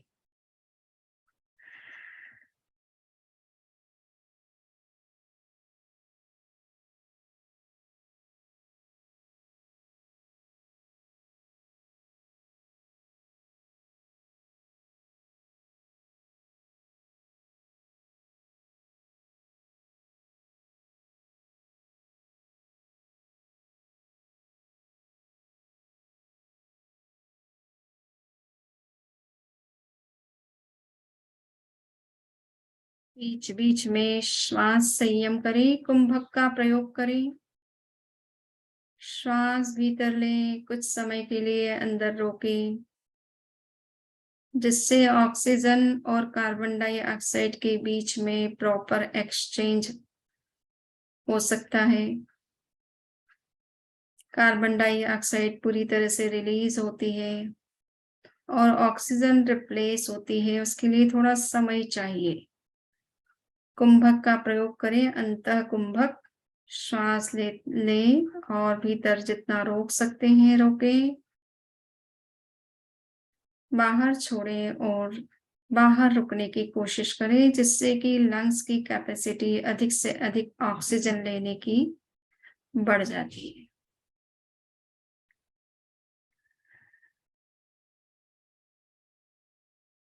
श्वास लें, भीतर रोकें, श्वास छोड़ें, बाहर रोकें।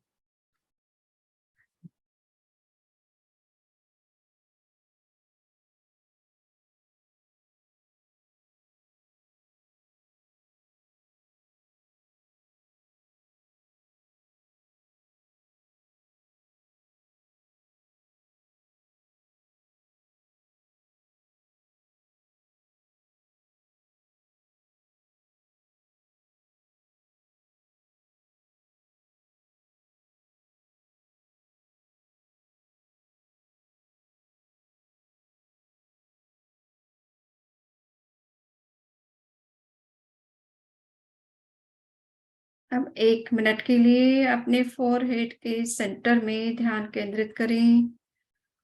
चमकते हुए वाइट ब्राइट फुल मून को देखने की कोशिश करें। ध्यान से होने वाली गर्मी शांत होती है और ऊर्जा का सही डायरेक्शन में गमन होता है, चैनलाइज होती है। इसलिए ज्योति केंद्र प्रेक्षा ध्यान के अंत में करना उत्तम है। अपने चित्त को फोरहेड में सेंटर में केंद्रित करें और चमकते हुए श्वेत चंद्रमा को देखें। ब्राइट वाइट फुल मून ये ध्यान की अग्नि को, ऊष्मा को कम करता है और ऊर्जा को सही डायरेक्शन देता है।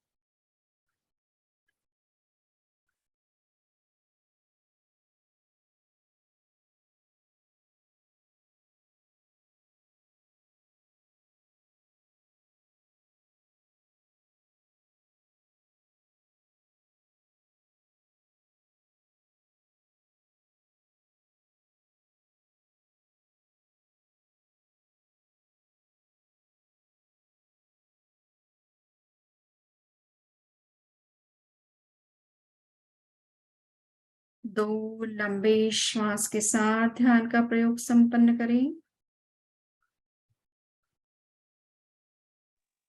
ओम की ध्वनि करें। ओम।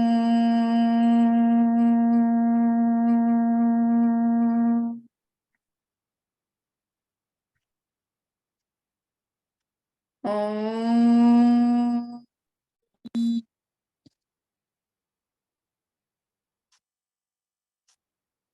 प्रयोग संपन्न। आंखें खोलें।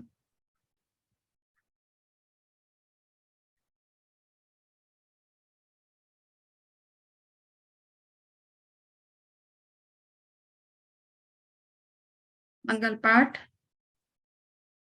चत्तारि मंगलम अरहंता मंगलम सिद्धा मंगलम साहू मंगलम केवली पुन्नतो धम्मो मंगलम। चत्तारि लोगोत्तमा अरहंता लोगोत्तमा सिद्धा लोगोत्तमा साहू लोगोत्तमा केवली पुन्नतो धम्मो लोगोत्तमो। चत्तारि शरणं पवच्चामि अर्हन्ति शरणं पवच्चामि सिद्धि शरणं पवच्चामि साहू शरणं पवच्चामि केवली पन्नतं धम्मं शरणं पवच्चामि।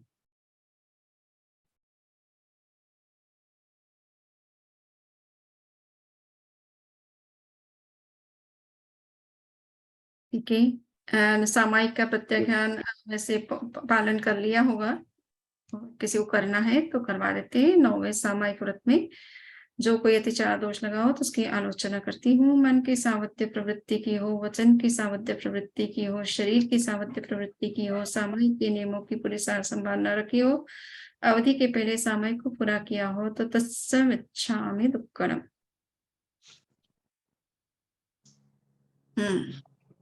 कृतज्ञोस्मि। कृतज्ञोऽस्मि वन्दामि। कृतज्ञोऽस्मि महाराज। हाँ ज्योति महाराज, बारंबार वंदना। हाँ बैठिए सर। वंदामि सबनी जी। हाँ मंजिल। कृतज्ञोस्मि। हाँ चलिए लेव करते हैं।